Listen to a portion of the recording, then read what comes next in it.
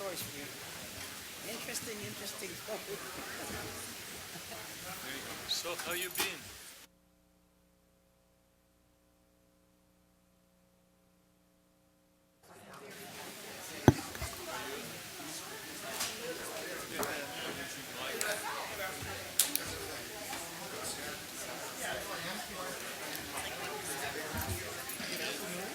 Yeah, thanks. I was there maybe 3 weeks ago.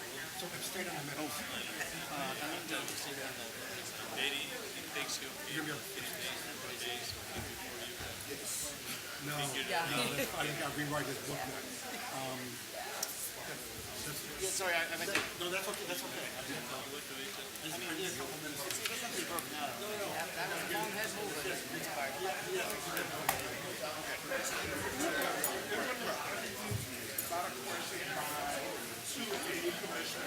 Well-educated, competent, articulate woman. If the weather was nice and not people.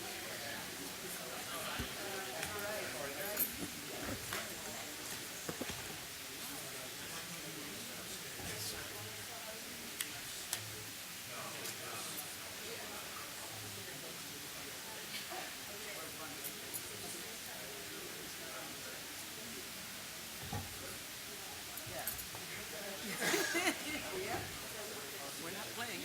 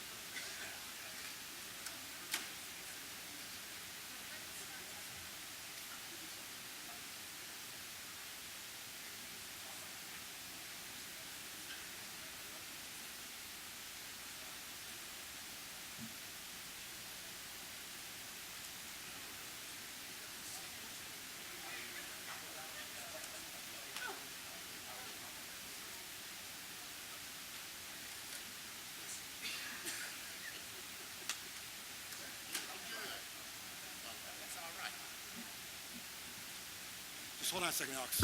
Excuse me, would everybody please be seated? Please silence your phones. Keep the door closed, thank you. And I'm asking again, as I do every month, for all the board members and all the presenters and myself to speak clearly into the microphone, especially so that our sign language interpreters can stay up with what we are saying. Thank you very much. Good afternoon. Good afternoon. I would like to call to order the November 20th, 2019 meeting of the Committee on Finance, Audit, and Budget. Will the Secretary call the roll? Yes, Reverend Miller. Here. Mr. Irvine. Here. Ms. Alvarez-Rosales. Here. Mr. Peterson. Here. Judge Chevrolet. Here. Reverend Jakes. Here. Chairman Silva. Here. The committee has a quorum of 7 members, sir. Our first order of business today is the approval of the committee minutes of October 10. May I have a motion to approve? So moved. Second. Will the Secretary call the roll? Yes, Reverend Miller. Yes. Mr. Irvine. Yes. Ms. Alvarez-Rosales. Mr. Peterson. Yes. Judge Chevrolet. Yes. Reverend Jakes. Yes. Chairman Silva. Yes. That motion is approved with 6 yes votes and 1 abstention by Ms. Alvarez-Rosales. Our next order of business is the review of the finance report. Presenter Jeremy Fine. Good afternoon, Jeremy. Good afternoon. I'm Jeremy Fine, your Chief Financial Officer, and I'll be walking through the results of system-generated revenues for September.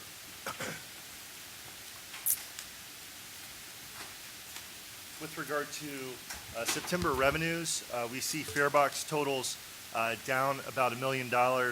As we've talked about in prior meetings, we've had construction and line cuts on the O'Hare branch, the pink line, the green line. That has impacted single ride ticket riders in particular. We also saw, due to some timing issues, a slight decrease on the pass side.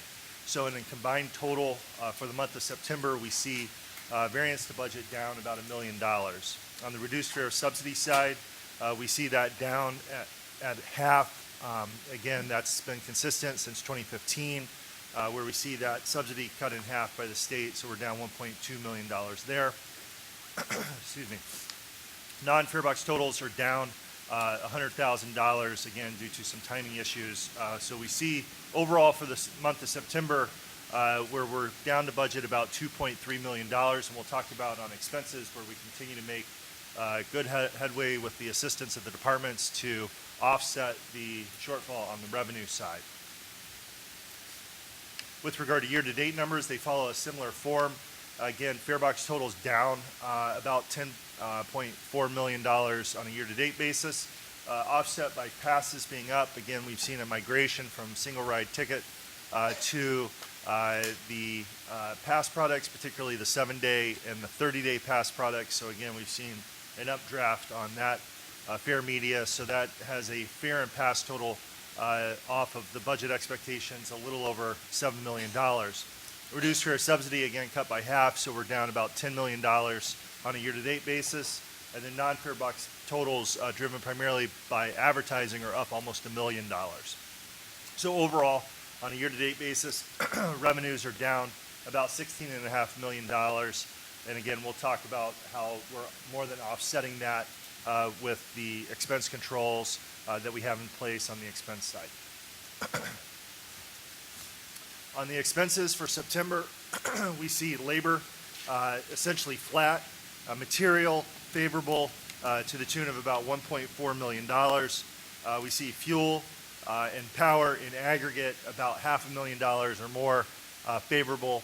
And then we see security services about $400,000 favorable, and other expenses about $2.5 million favorable. So again, we see a total favorability for the month of September, a little under $5 million of favorability, offsets the shortfalls that we saw on the revenue side. So we see a total favorability net of about $2.6 million for the month of September. That kind of favorability, as we've seen over the past several months, has allowed us to cut into the shortfall that was created on system-generated revenues due to the polar vortex at the beginning of the year. So on the next slide, on a year-to-date basis, we see again favorability on all of the lines, all on the budget lines, for an aggregate number of $27.7 million favorability year-to-date. So again, netting that against the shortfall that we see on the revenue side, we have a positive favorability of over $11 million at 11.1 on a year-to-date basis.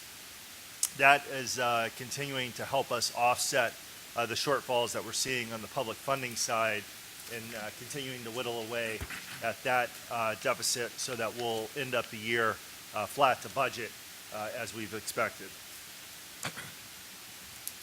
The three commodities that we purchased, fuel, power, and natural gas, again, we're at about the same levels where we were at the last meeting, where we continue to have fuel locked in for 2019, as well as power and natural gas. We'll look for selective opportunities to continue the purchases, particularly for 2021 fuel, to inch up more towards the 85% that we historically target on an annual basis. The same with natural gas, again, trying to make selective purchases when the timing is right with regard to pricing.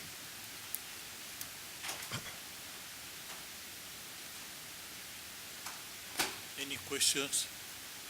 Go ahead. Yeah, Jeremy, you probably want to share with the board, because I know we kind of talked about this. While you've continued to make progress on the expense side and helping to offset some of the operating costs, one of the things that I know you shared a list of things that caused the budget, in terms of the budget variance in September. One of the things that you didn't mention was the fact we had the early onset of winter, which impacted ridership. Yes. And then, two, I think it's important to bring to the board's attention that we're probably going to see a similar variance in October, because we Yes. had 11 days of strike with CTU. Yes. So I just wanted to, when you see red for the new commissioner, you see red a second month in a row, this doesn't even take into account the strike that took place of 11 days, and that will get reflected in the October budget. So I just thought that was important to just make the board aware of as well, that while you continue to do a great job, but it's going to be tight. It's going to be very tight. It's going to be tight, but the only the early on onset of winter, what we just went through in September, the 11 days is gonna impact the October budget. And the O'Hare line and cut then for the blue line. Yeah, so again, just kind of, I got faith that you're gonna get there, but I just wanted the board to be aware of the fact that it's gonna be tight. But again, to Dorval and the team for managing the expense side has just been huge for us in light of some of the other challenges that we faced from lack of state funding and then the federal hit that we ended up taking. Any other questions? Can you talk a little bit about ridership? About ridership, I'd ask Mike Connolly to also join me with regard to kind of the larger ridership trends.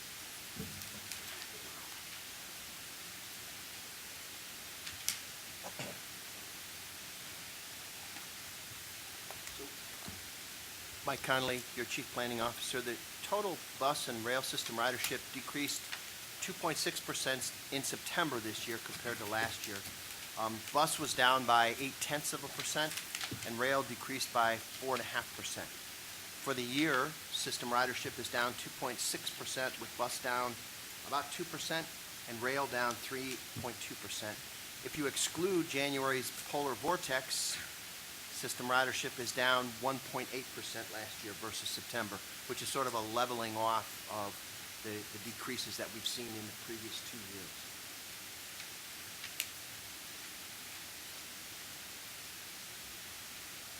The only thing that I would add, just having been here 10 years,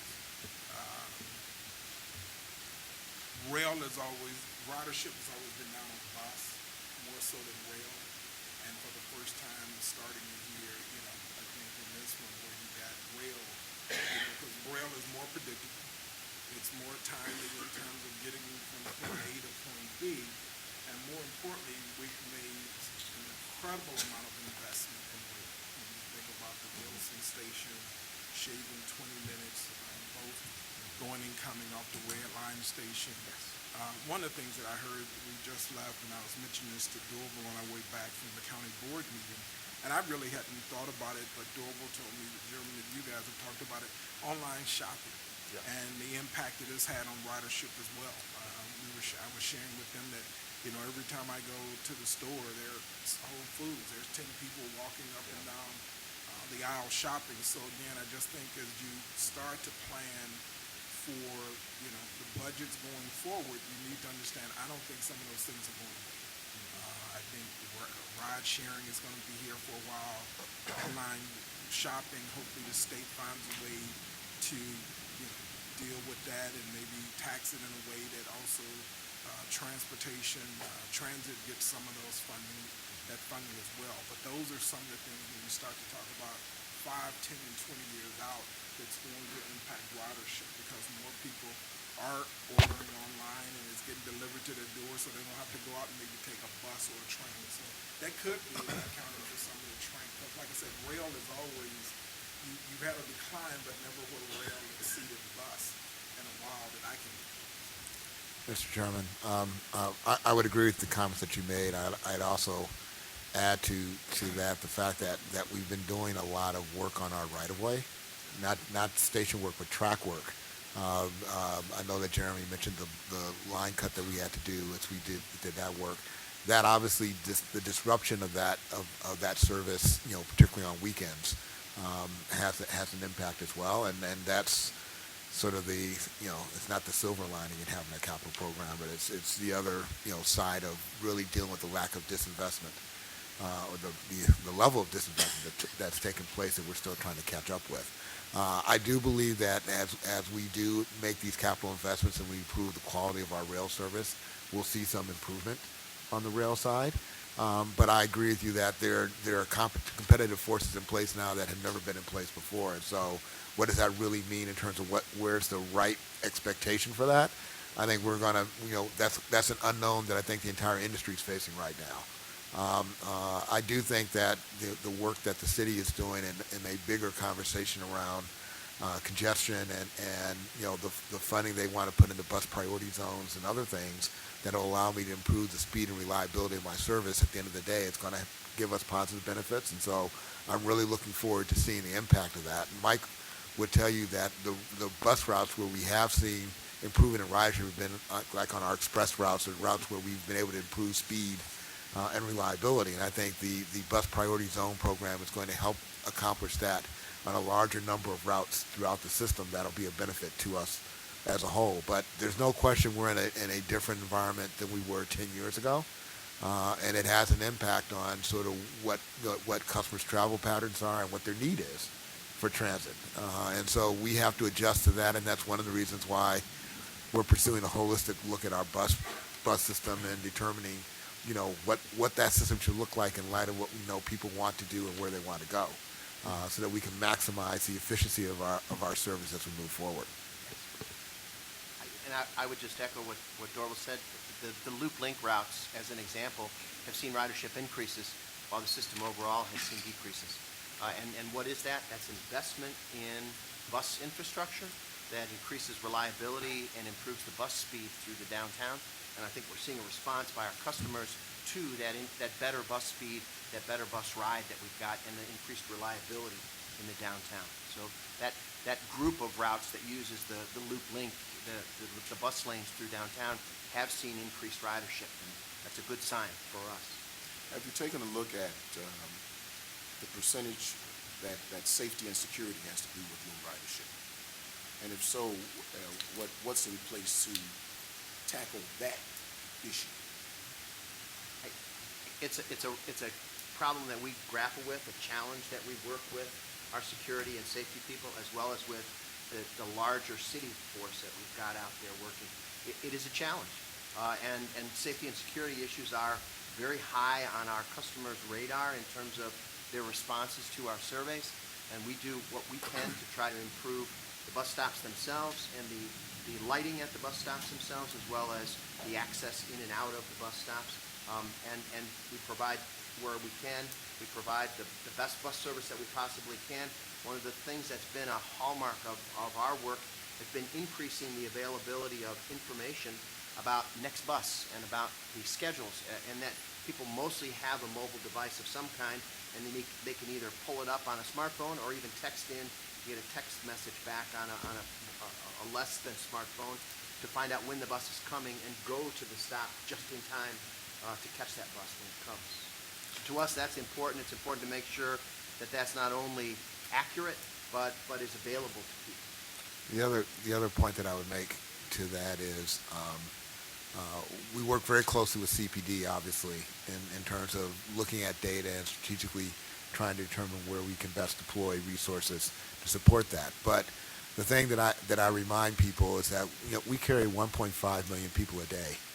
That's the equivalent of the size of Philadelphia on a daily basis. And when you look at it in that context, the crime is a relatively low issue.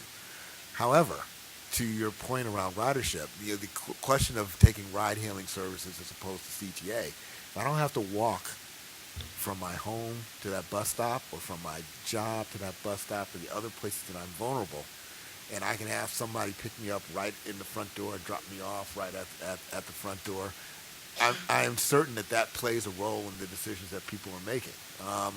And yes, that has an impact on what we see happen, particularly on the bus side of our system.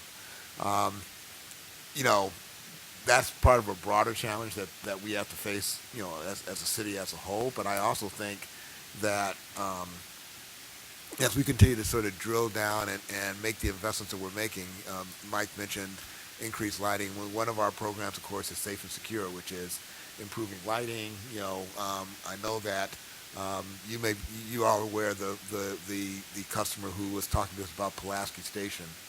And the improvements that we made there. One of her concerns was the plexiglass windows that run along the ramp going down to the platform.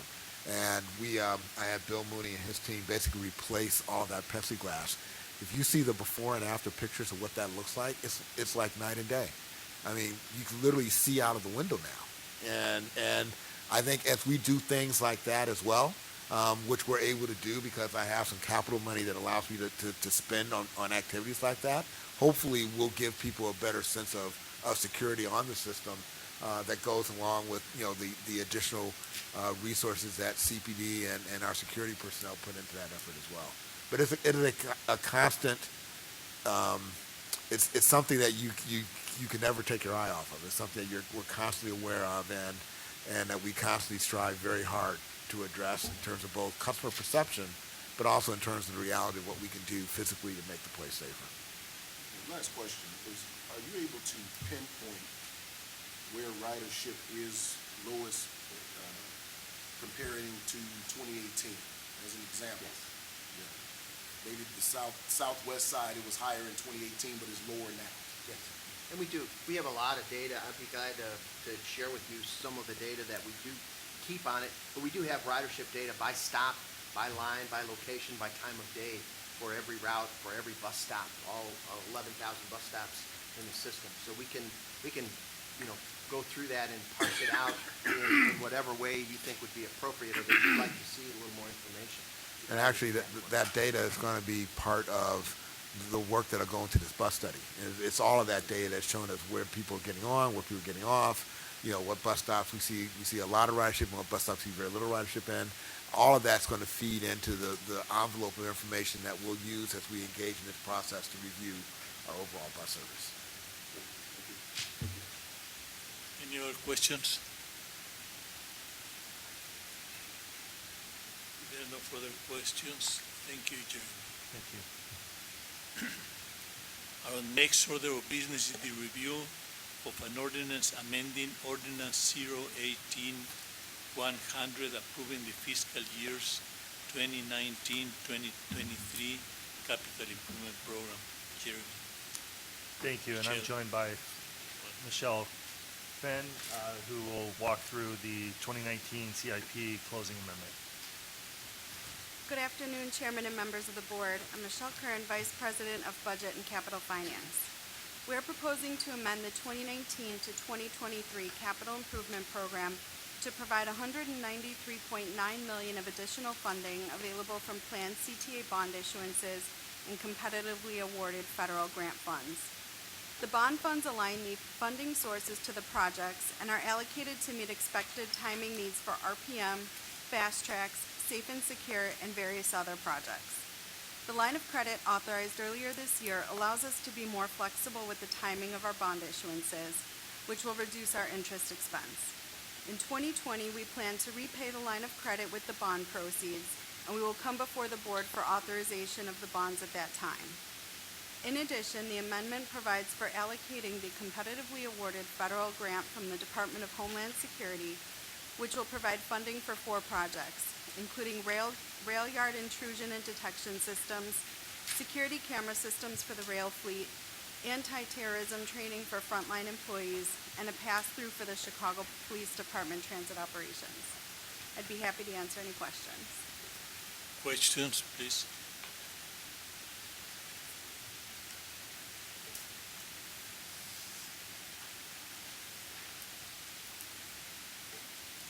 If there are no further questions, may I have leave to place this item in the omnibus for approval?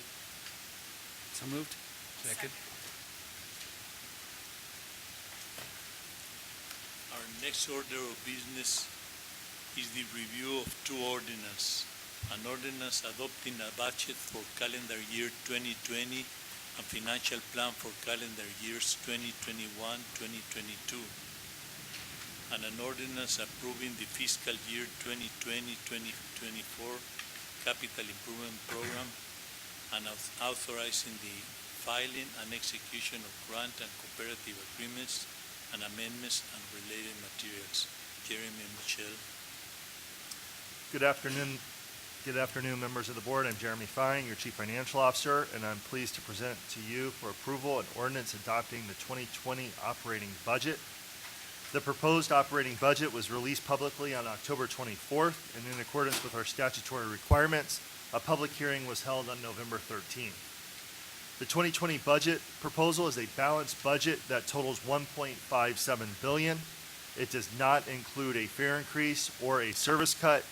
While the CTA continues to find cost savings and non-fare box revenues, the state continues to cut our operating funding.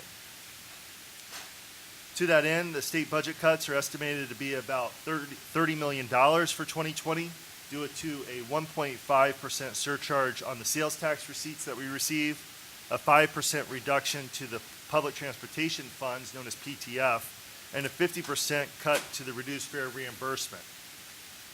It's important to note that 80% of the cuts to the PTF and the reduced fare reimbursement are borne by the CTA regionally. The budget does assume PTF is restored for the state fiscal year 2021 budget, but does not assume that the reduced fare reimbursement is restored. That said, that the CTA continues to find cost savings and additional non-fare box revenues. The 2020 budget includes cutting $25 million in labor costs by restricting hiring, locking in power costs on historically low market prices, which provide budget certainty and savings, and strategic use of capital funds to reduce operating expenses by aligning capital funding sources with capital expenses. Since 2015, the CTA has realized $168 million in cost savings and in additional non-fare box revenues. When put into context of our overall budget size, that equates to over 10% of the budget. On the expense side, labor costs are increasing, driven by pension and healthcare costs. Funding for injuries and damages reserve fund is also increasing based on an actuarial analysis. And other expenses are decreasing due to aligning capital expenses with capital sources, and therefore funding debt service for capital projects with state capital funding. By investing in capital maintenance programs, it also drives down operating costs as we move forward, which is why the state capital funding is so important.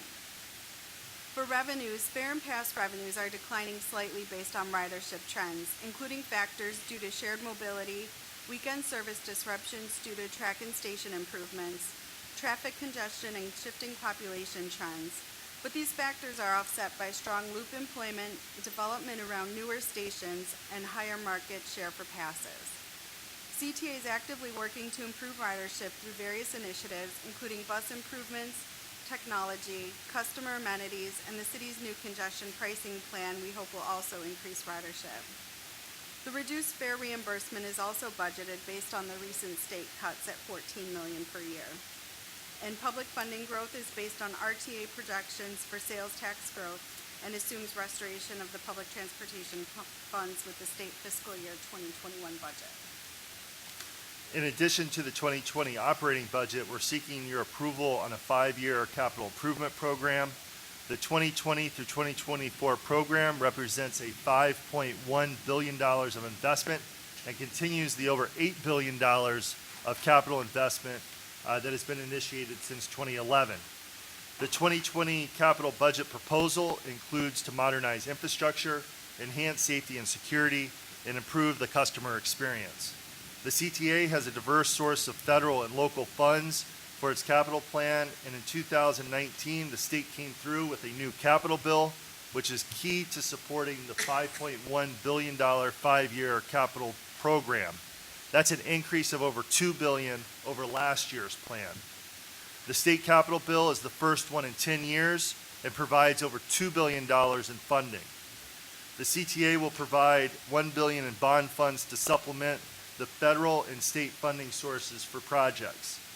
Previously, the RTA had also had assumed to issue bonds, but it has removed that planned $144 million bond issuance at this time due to the state capital bill. But if issued, we will get our pro rata share of that transaction. The 2020 through 2024 CIP provides funding to advance projects such as the transformative projects such as Red Purple Modernization, Your New Blue, and Red Line Extension. We will also modernize our bus and rail fleets. Other state of good repair projects will include track, power, signals, and station. And this CIP provides significant additional funding for advancing key projects, including the Red Line Extension and Phase 1 of the All Stations Accessibility Program. Investing in transit provides an economic benefit to the CTA and to the city. Capacity enhancements allowed for expanded ridership, and the CTA's capital program drives economic development throughout the city. Every $1 invested in transit provides $4 of economic benefit. And we've seen those economic benefits through the opening of the Cermak, Morgan, Wilson, and the reopening of the Grand Blue Line station. With regard to the state capital program, Rebuild Illinois, again, the CTA expects to receive almost $2 billion over the next 5 years, which compares to the $1.1 billion received in the prior state program. The new state capital program will provide $1.2 billion in capital bonds, including $141 million of earmarks, and for the first time ever, $142 million a year in annual recurring revenue known as PAYGO. The annual recurring revenue will allow us to invest in maintenance of capital assets, upgrading the existing fair equipment, and fund debt service payments related to capital projects. The bond program provides $141 million in earmarks for the Cottage Grove Green Line station and traction and power improvements along the Blue Line O'Hare branch. The state bonds will also provide a portion of the funding to advance the Phase 1 of the All Stations Accessibility Program, purchase and overhaul bus and rail rolling stock, improve station, tracks, and signal upgrades, including the Forest Park branch of the Blue Line. CTA continues to make investments on 3 transformational projects: Your New Blue, Red Line Extension, and Red Purple Modernization. The work on Your New Blue is ongoing. While many of the stations in the program have been completed, we're currently working on Grand Chicago and Division, as well as the power and signal upgrades. The Red Line Extension is receiving significant additional investment through the 2020 to 2024 CIP, as Jeremy mentioned, and that would bring us to the 30% required match needed for the project development phase. That would allow us to apply for federal grant funding. And as you know, construction on RPM began heavily this fall for the bypass and as well as the temporary stations. CTA continues to invest in the bus and rail fleet as well. We strive to reduce diesel emissions, improve the quality of life, and maintain reliable service by purchasing electric buses, new clean diesel buses, as well as performing midlife overhaul of the existing bus fleet. For the fiscal year 2020 to 2024 rail plan, we will continue to invest in the 7,000 series rail car purchase and overhauling the 5,000 series rail cars. Thank you for your consideration of the 2020 budget and the 2020 to 2024 capital improvement program. Be happy to answer any questions you may have. Any questions, please? I don't have a question, just a statement again. Congratulations in terms of just being able to put a budget together. I think Dorval mentioned $1,567,000,000 with no fare increases and keeping services at the current level, but more importantly, adding $2 billion to our capital program going into 2020. I mean, it's huge. And I think we know in terms of it will go mostly for a state of good repair, which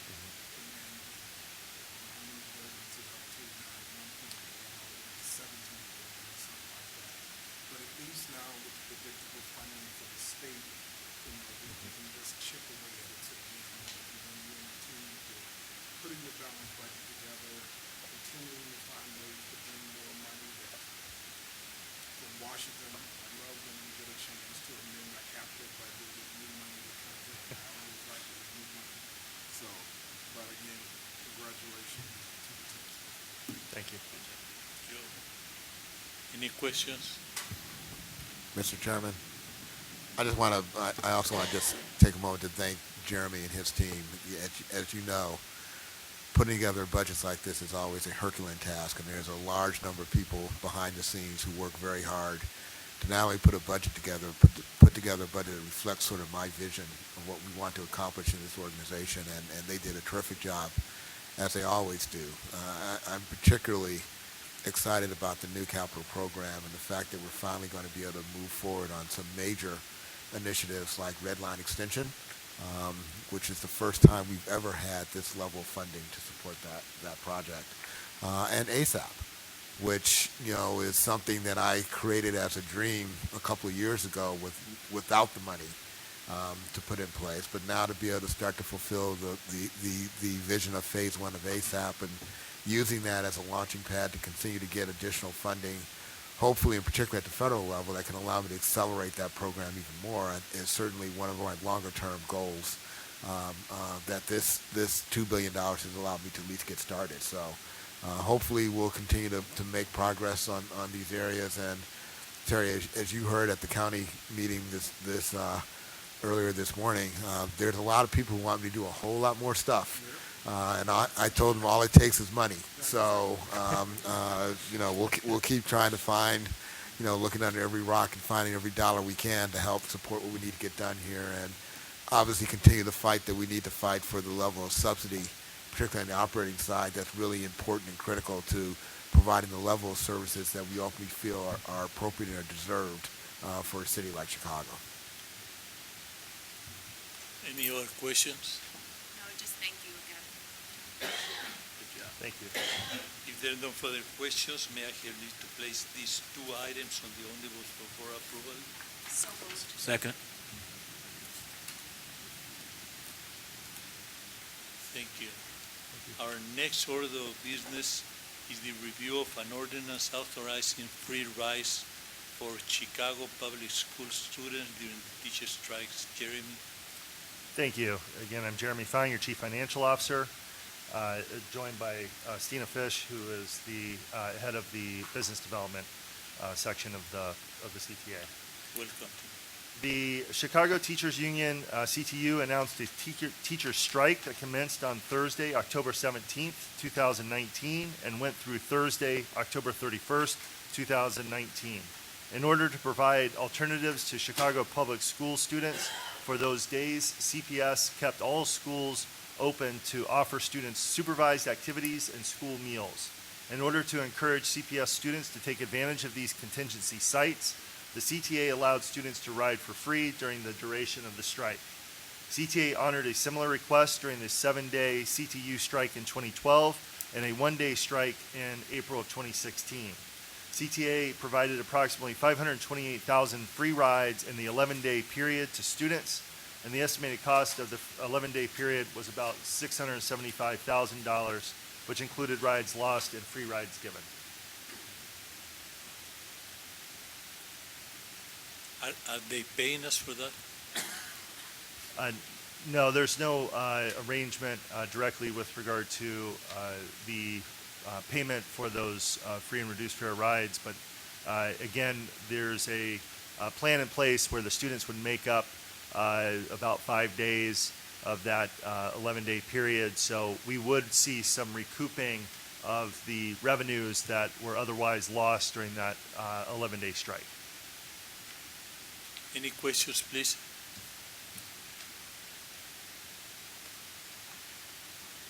If there are no further questions, may I have leave to place this item on the omnibus for approval? So moved. Second.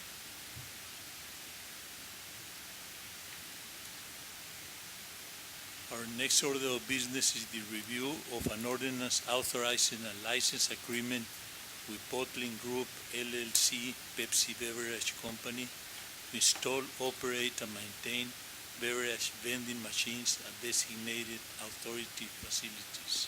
Jeremy. Thank you. Again, I'm Jeremy Fine, your Chief Financial Officer. The ordinance before you is a contract with Bottling Group LLC, Pepsi Beverages Company, known as PepsiCo.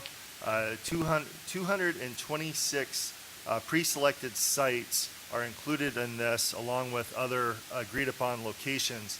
That includes 167 public sites and 59 employee sites.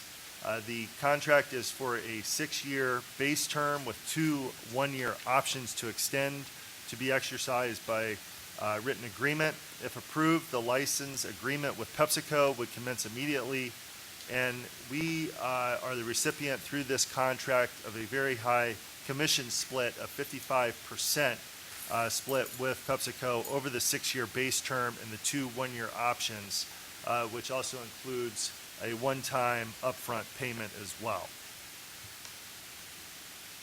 The CTA, to put it into context, received a total of $367,000 in revenue in fiscal year 2018 from beverage revenue sales under the current contract with PepsiCo.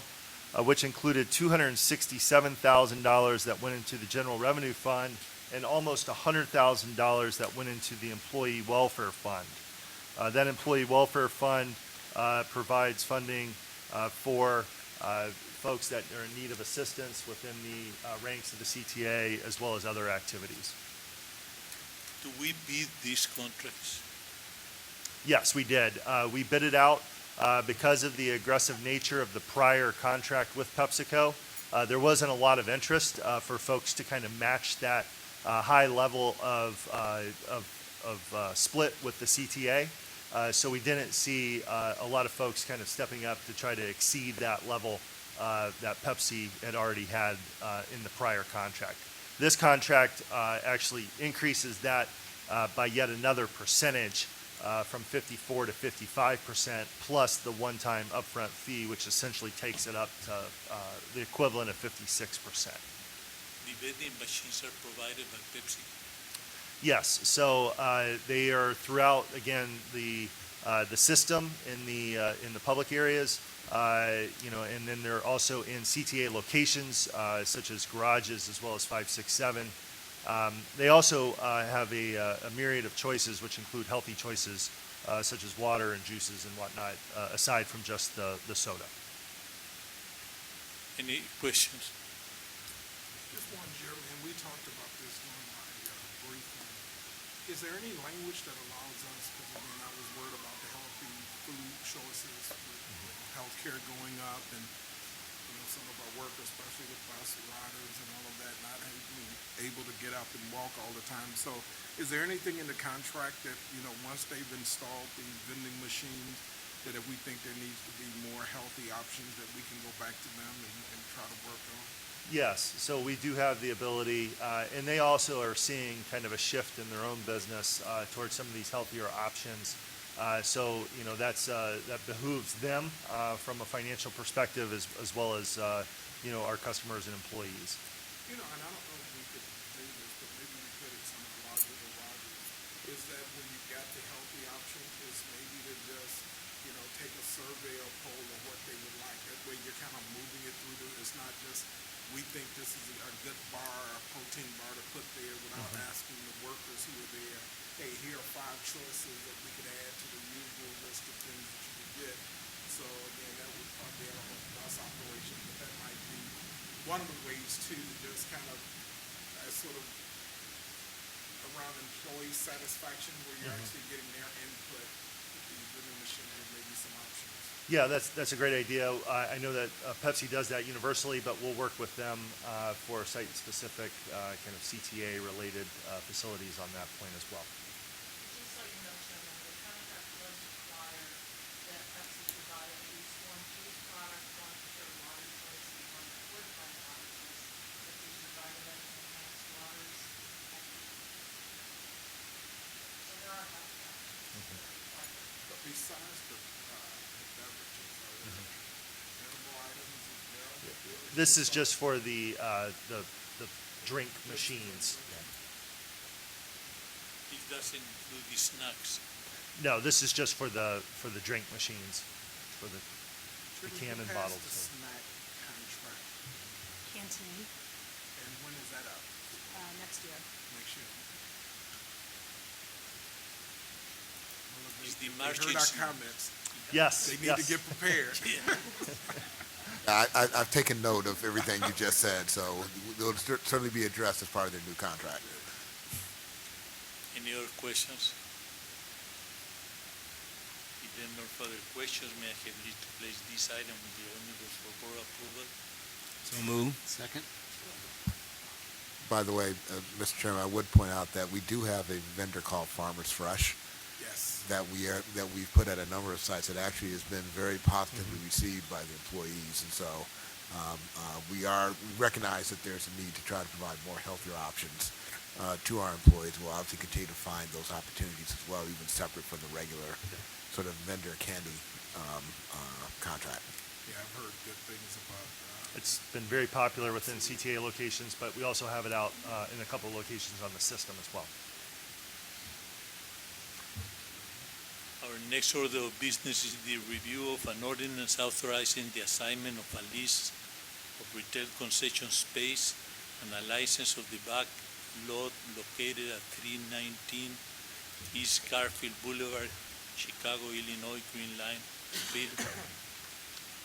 Good afternoon, Bill Mooney, your Chief Administrative Officer. Real estate staff is recommending approval of an ordinance authorizing the assignment of a lease and a license for the historic former Garfield Green Line Station House located at 319 East Garfield Boulevard. The Transit Board approved the original lease and license on June 14, 2017 to Lake Park Associates, the development arm of the University of Chicago. The university now wishes to transfer the lease and license agreements to a separately affiliated entity of the university, LPA Management LLC, and seeks to relieve Lake Park Associates, Inc. of all duties and responsibilities under lease and license. The University of Chicago will provide a guarantee for the terms of the lease and the license in exchange for the authority's release of Lake Park Associates, Inc. The assignment will have no effect in the original terms for the lease and license, which include an annual rent of $24,800 and $219,155 in capital investment and licensing. The reimagined station house will continue to be used as its original intended purpose to complement a renaissance that is occurring along Garfield Boulevard that includes the University of Chicago's Arts and Public Life Initiatives Arts Block Project, led by renowned Chicago artist, the Astor Gates. The historic station house will serve as a community as a gateway to the neighborhood and a welcome center, with arts and cultural programming and a small business incubator.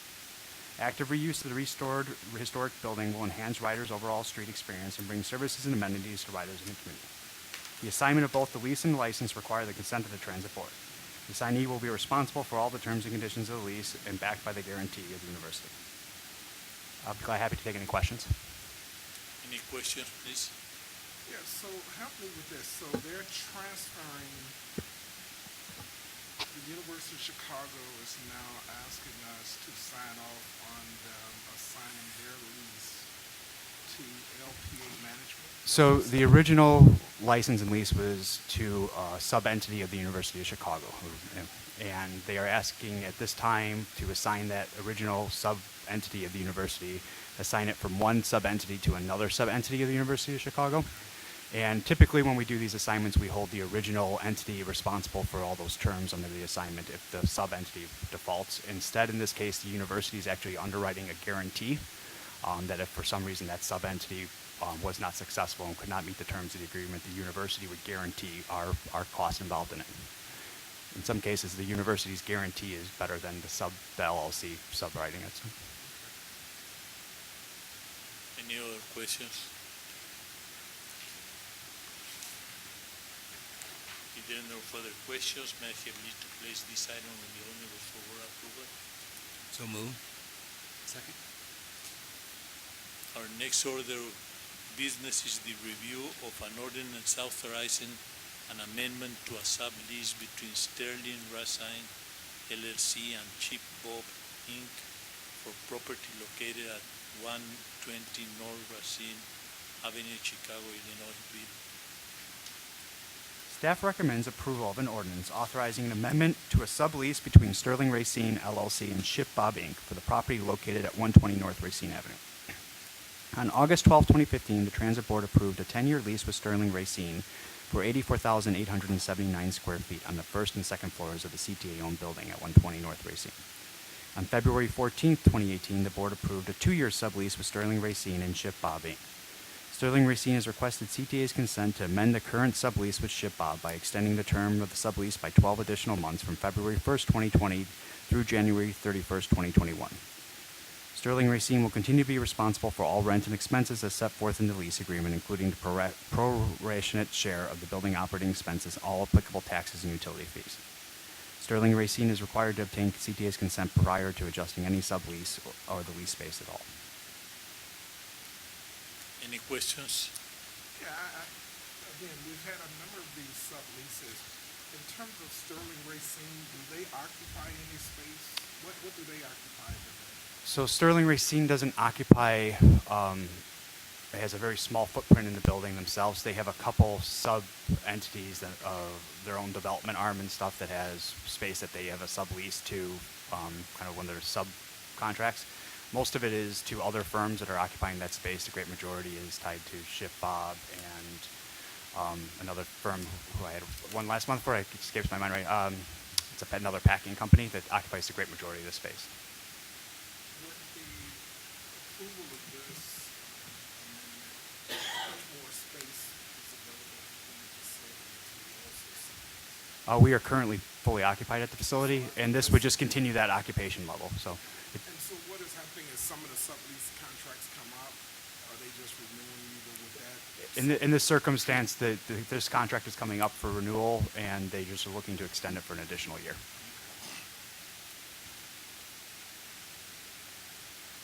Any other questions? If there are no further questions, may I have you to place this item on the omnibus for approval? So move. With the consent of the committee, we will change the order of the last three ordinance reviews. We will now review with a committee agenda item number 12, an ordinance authorizing a license agreement with the Village of Lincolnwood for property located at Hamlin Avenue and Yellow Line right-of-way, Skokie, Illinois. Real estate staff recommends the approval of an ordinance authorizing a license agreement with the Village of Lincolnwood for the construction of an underground water main connection adjacent to and below the CTA-owned property located at Hamlin Avenue in the Yellow Line right-of-way in Skokie. To facilitate the construction, the village seeks the use of 3,798 square feet of the property under the Yellow Line right-of-way for the installation of a new water main. CTA has negotiated a license agreement with the village for a term of 37 years for an appraised value of $5,500 per year, with 2.5% annual escalations. At the authority's option, this license can be reappraised every 10 years, and the fee will be recalculated based on the reappraisal of the property.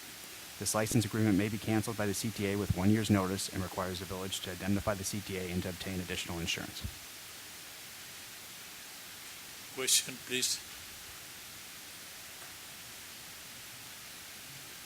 If there are no further questions, may I have you to place this item on the omnibus for approval? Second. Our next order of business will be a committee agenda number 13, an ordinance authorizing an intergovernmental agreement with PACE for local match funds for the South Holsted Bus Corridor Enhancement Project. Mike Connolly. Good afternoon. I'm Mike Conley, your Chief Planning Officer. The ordinance before you today would authorize CTA to enter into an intergovernmental agreement, or IGA, with PACE Suburban Bus to facilitate the provision of CTA local match funds in the amount of $50,000 to support the next phase of the South Halsted Bus Enhancement Project, which is environmental review and advanced conceptual design. The project includes bus improvements on an 11-mile corridor. 2 CTA routes and 2 PACE routes operate on this corridor with over 11,000 daily boardings. The purpose of the project is to improve access to jobs and other destinations by making improvements to bus service to decrease bus rider travel time and improve reliability. CTA and PACE have been working together as partners to define the project scope funded by a Unified Work Program, or UWP grant, with each agency having contributed $80,000 in the prior year as local match. An IGA is currently in place for this grant.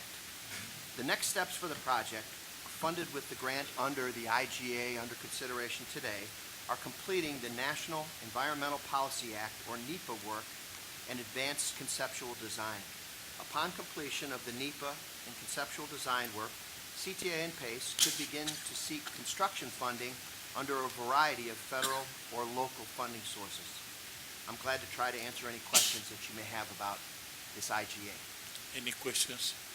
Yeah, with this IGA, how many do we have with PACE? This is the second one that we have in The place. second one, okay. Yes. May I have a motion to approve this item and recommend board approval?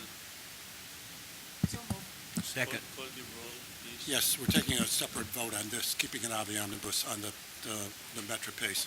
Reverend Miller. Yes. Ms. Irvine. Abstain? Ms. Rosales. Yes. Mr. Peterson. Yes. Judge Chevrolet. Yes. Reverend Jakes. Yes. Chairman Silva. Yes. That motion to approve that, to recommend board approval of that ordinance passes with 6 yes votes and 1 abstention by Mr. Irvine. Thank you, Mike. Our next order of business is committee agenda item number 11, an ordinance authorizing payment of up to $20 million for utility engineering and relocation costs for the Red and Purple Modernization Program. Chris. Chris Bouchel, your RPM chief.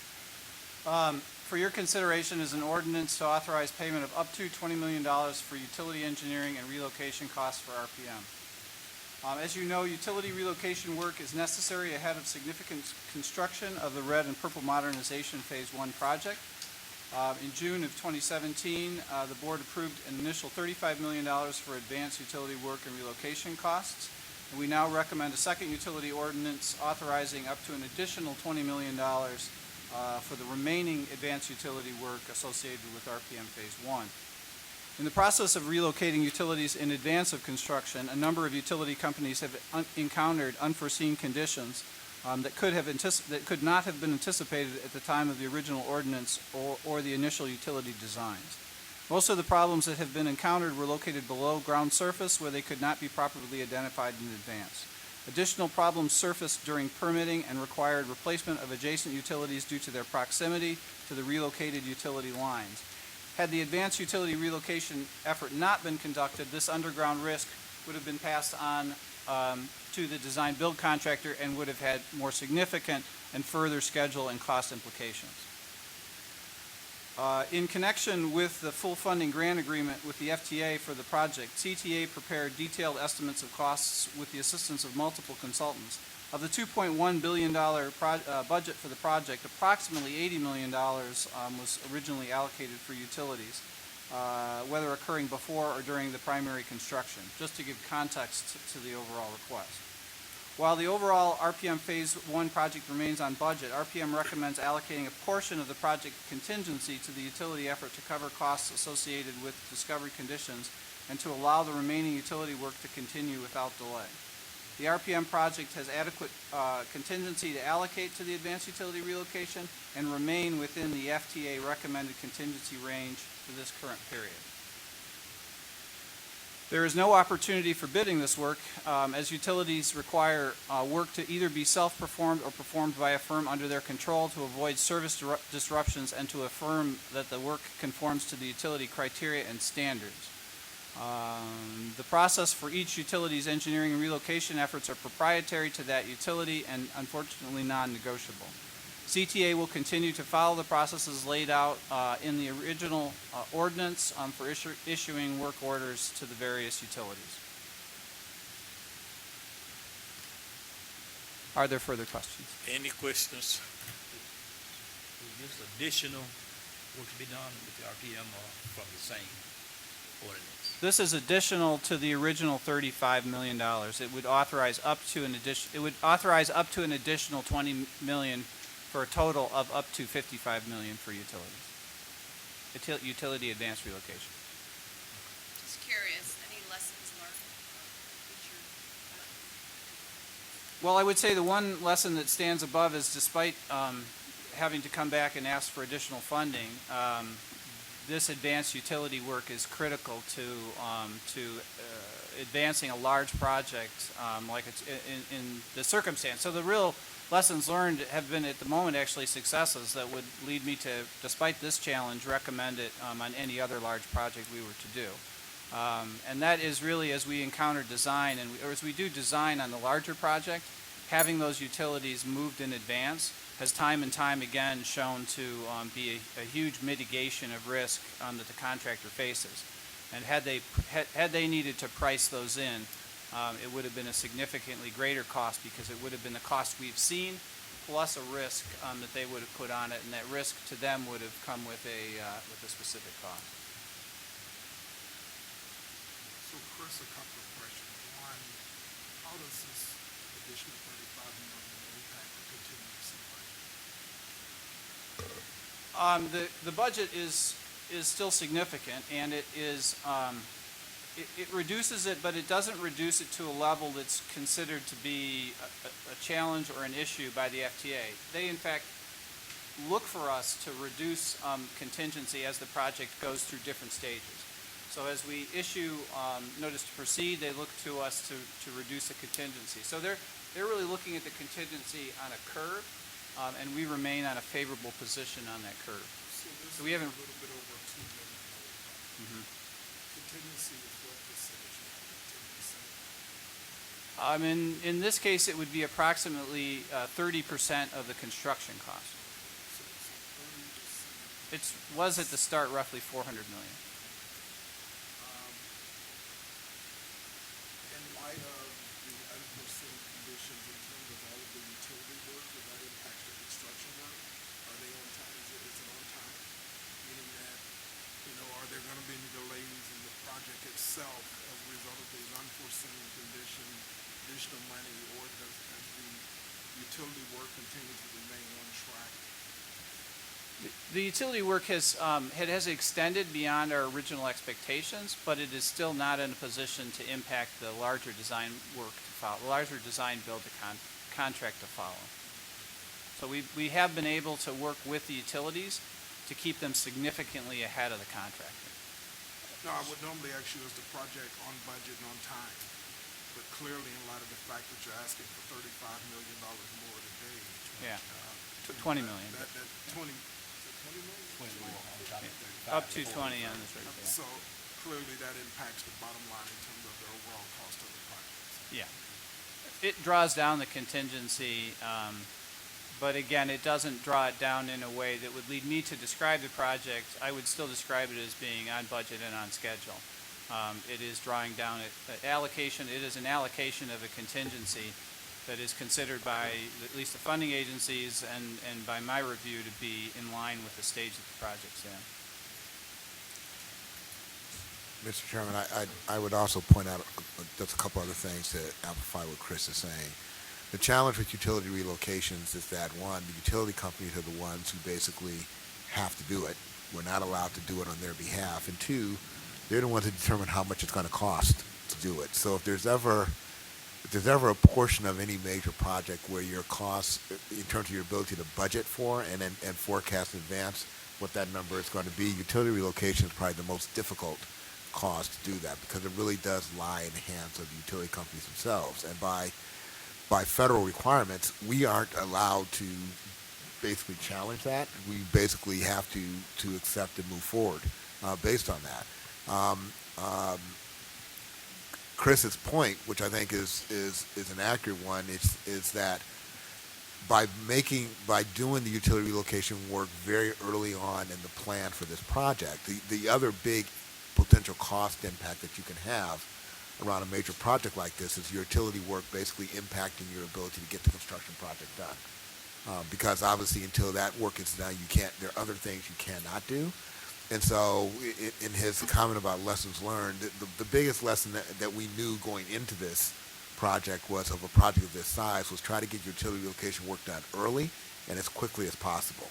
So while I didn't necessarily meet our anticipated timeline or schedule, as Chris pointed out, it's not impacting the project, which would have been a much more costly, could have had much more costly implications than $20 million we're spending right now. So overall, I agree with Chris's assessment that the project itself is in a very good place in terms of our expenditures. And as Chris pointed out, the federal government has sort of a progressive curve that they look at for your contingency fund in major capital projects. And one of the things that I know that they report on is sort of where are we relative to that curve, and we are still above the curve. And so the federal government does not view what we're doing right now as some indication that the project's in trouble or that there's some potential negative impact in our ability to complete the project itself. I think they actually would attribute this to President Carter's leadership and knowledge of these projects in other jurisdictions, because this has been a major challenge in other projects where they haven't done this type of relocation. So, I will say, Director Rosales, I probably would add to those lessons that when you're dealing with utilities, standard construction contingencies, in the case of this billions of dollars that we've done in standard construction, that standard contingencies don't generally apply to utilities. So I think they are in a special class of themselves, and that is probably a lesson to be learned on other major CTA projects that would be coming in the future. So you do not anticipate it going above the 20 million or coming back 2 years from now and saying, the utility company or whoever is doing it has run into another snag? For the record, I do not. The work is 90% complete. There is, so the funding that we're asking for up to 20 million reflects that. It reflects the potential for limited claims, and it has a contingency on top of that. So I would say that this amount of 20 million in addition to the original 35 is perhaps the lesson that existing contingencies in construction are not necessarily applicable to utility, and they have their own special category. So we do not plan on coming back for additional money for this purpose. Just to clarify. And it is, and I would point out, you're right, that it is up to. So, right, so we're not anticipating necessarily having to use the entire 20 million for this purpose. Any other questions? If there are no further questions, may I have leave to place this item on the omnibus for board approval? So moved. I'll second. Thank you, Chris. Our final order of business today is the review of 10 purchase and sales award recommendations. Presenter Ellen McCormick, JP.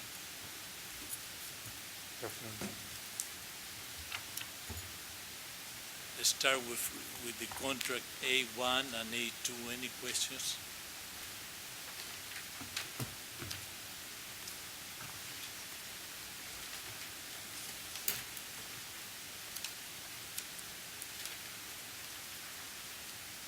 Let's move to contract number B1. Any questions? I have a question about B1 real quick. I just know that it said the elevator flooring that we're using is different from most of the other transit companies. What makes it different, and why are we using it? So we switched specifications and piloted a new flooring model about a year ago or so, and it allows us to pour an impervious membrane all the way around the walls through the flooring with no seams, and it quick sets. It usually sets and hardens within an hour. Prep time and demolition of the prior floor takes a little longer, which allows us to keep a minimum downtime.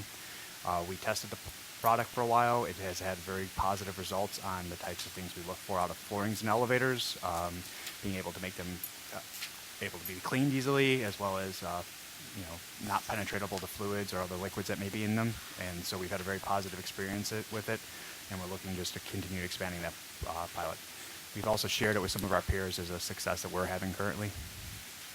Can I? Holding up to multiple cleanings. Let me put a more finer point on what Bill, I think, is very, very diplomatically stating.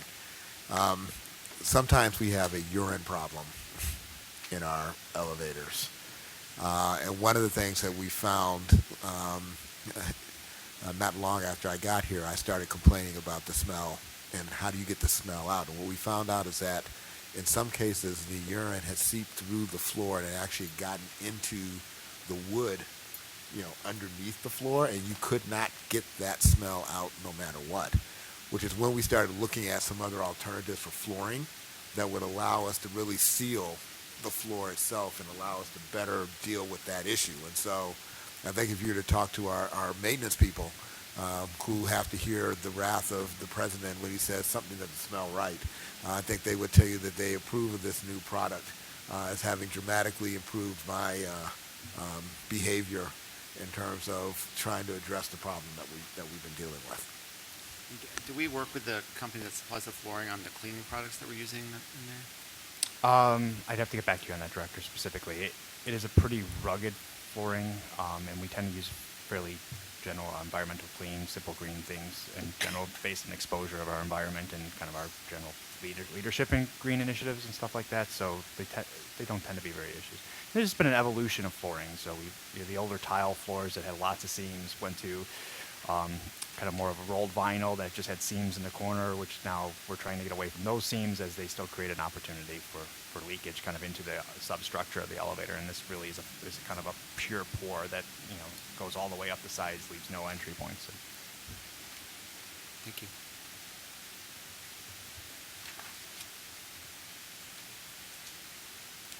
Any other questions for legal? Let's move to contract number C1 through C3.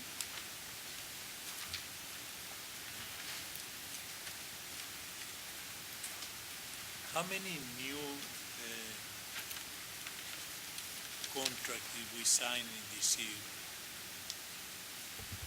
In C1, Yeah, I mean, in the three of them, C1, C2, and C3. Good afternoon. I'm Jeremy Fine, your Chief Financial Officer.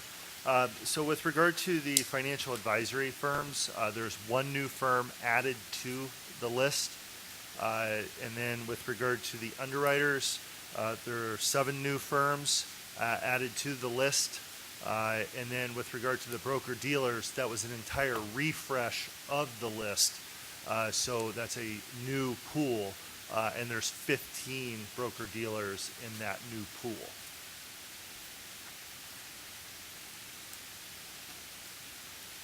Any questions?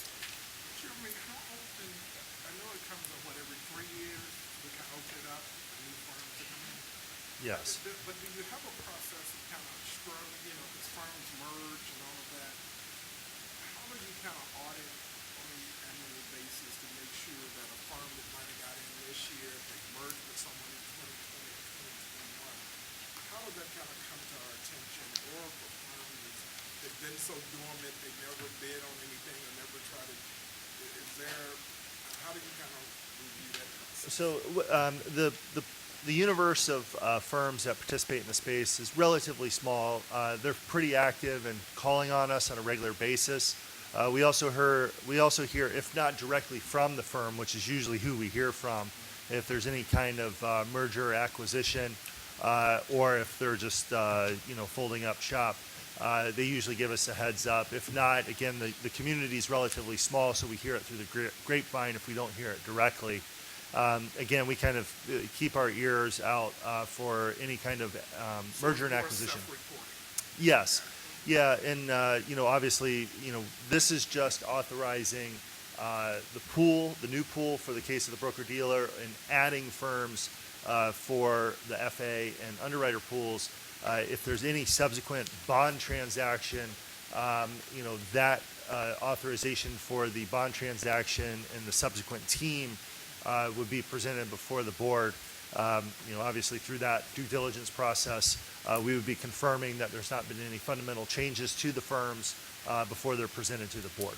But at this stage, you don't do any due diligence, do you? Yes, they present, their packet of information with regard to the LIQ questions, and then we do due diligence with regard to, assuring that the firm is, one that's reputable and one that we want to do business with.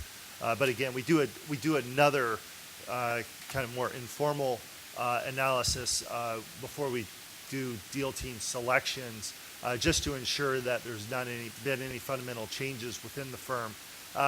Because of the new regulatory requirement at the federal level, there's a lot more of compliance that's required from firms. So there, particularly on the smaller firm side, that's a very heavy, costly endeavor. So there's been a lot of mergers lately over the last few years with regard to the smaller firms, so that they could kind of spread out the compliance costs, the regulatory cost of staying in business. So, again, we're kind of, when the firms come in to meet with us, we ask these types of questions.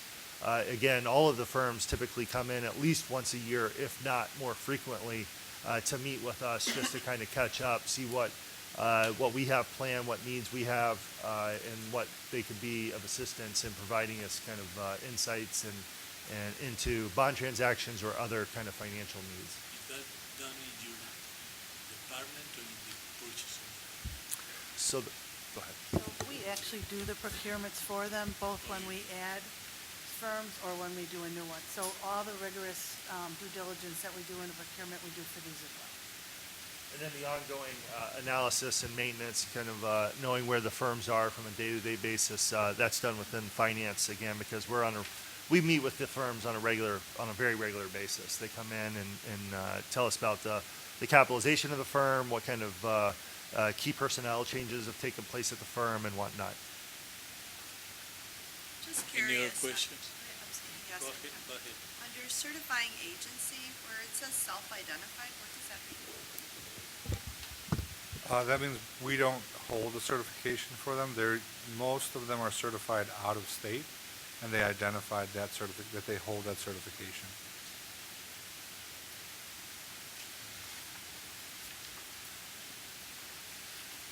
You do check, okay, that certification is valid, right?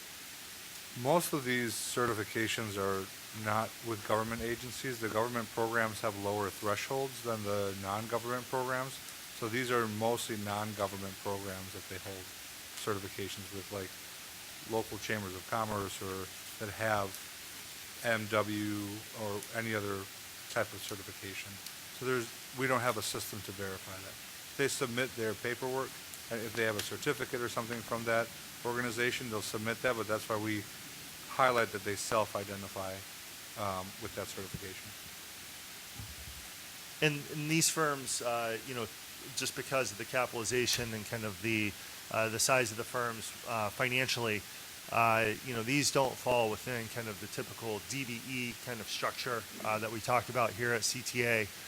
Typically, as JP is indicating, a lot of these firms, are more typically viewed through the lens like the city uses with regard to WMBE, now including disabled veteran firms as well into that mix. But, again, that's kind of the lens that you typically look through with regard to these types of firms, just because of the financial capitalization exceeds that of a typical DBE that we would deal with, in other contracts. Thank you. Any other questions? Thank you. Let's move to contracts F1 and F2.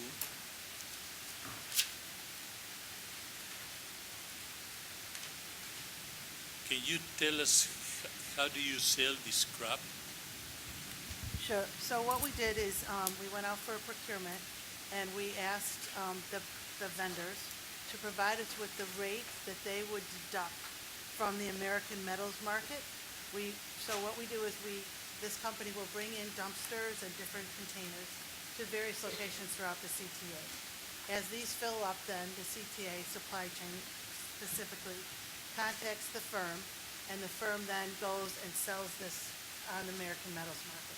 So when we contact them and tell them that it's time to remove our scrap, then they look at what the basis is for the American metals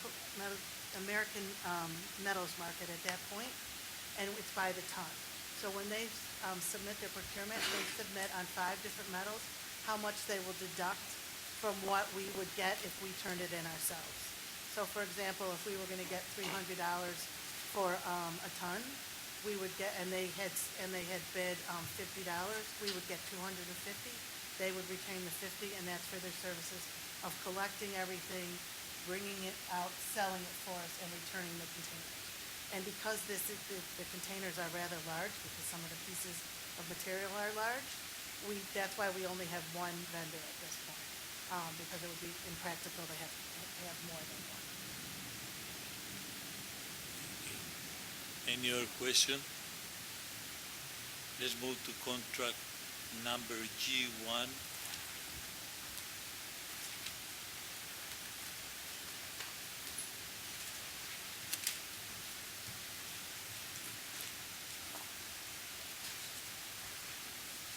Any questions? Let's move to contract number J1. Any questions?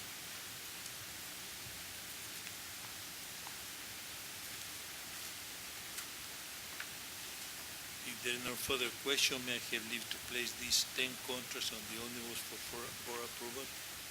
So move. Second? Thank you. Since there is no further business to come before this committee, may I have a motion to recommend for approval of the omnibus?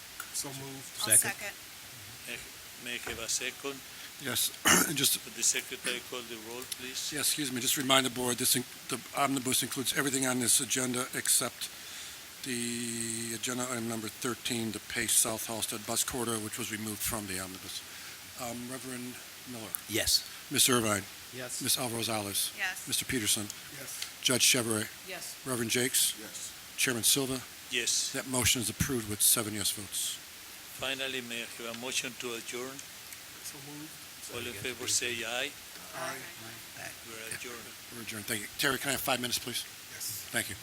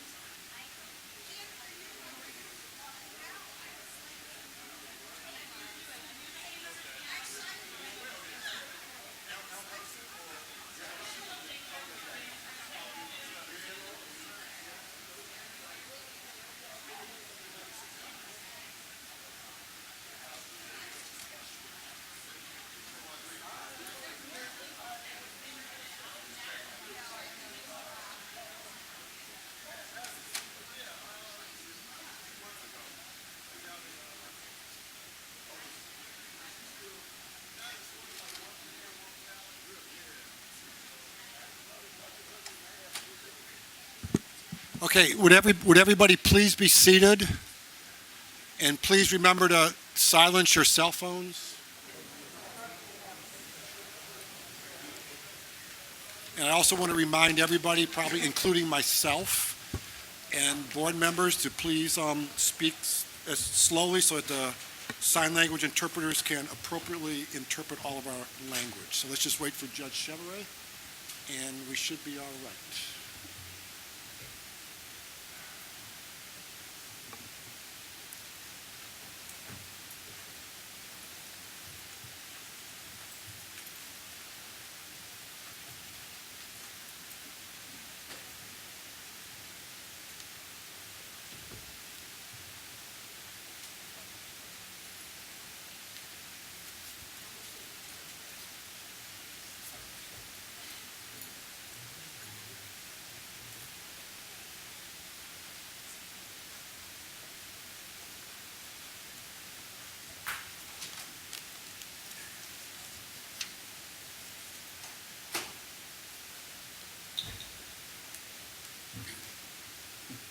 You're ready, Chairman.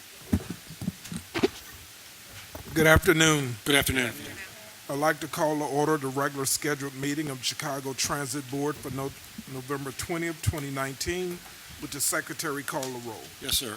Reverend Miller. Here. Mr. Irvine. Here. Ms. Alva Rosales. Here. Judge Chevrolet. Here. Reverend Jakes. Here. Mr. Silver. Here. Chairman Peterson. Here. All 7 members of the board are present, sir. Thanks, Greg. The first order of business is public comment. Greg? Yes, sir. We have, at this point, 3 public comment speakers.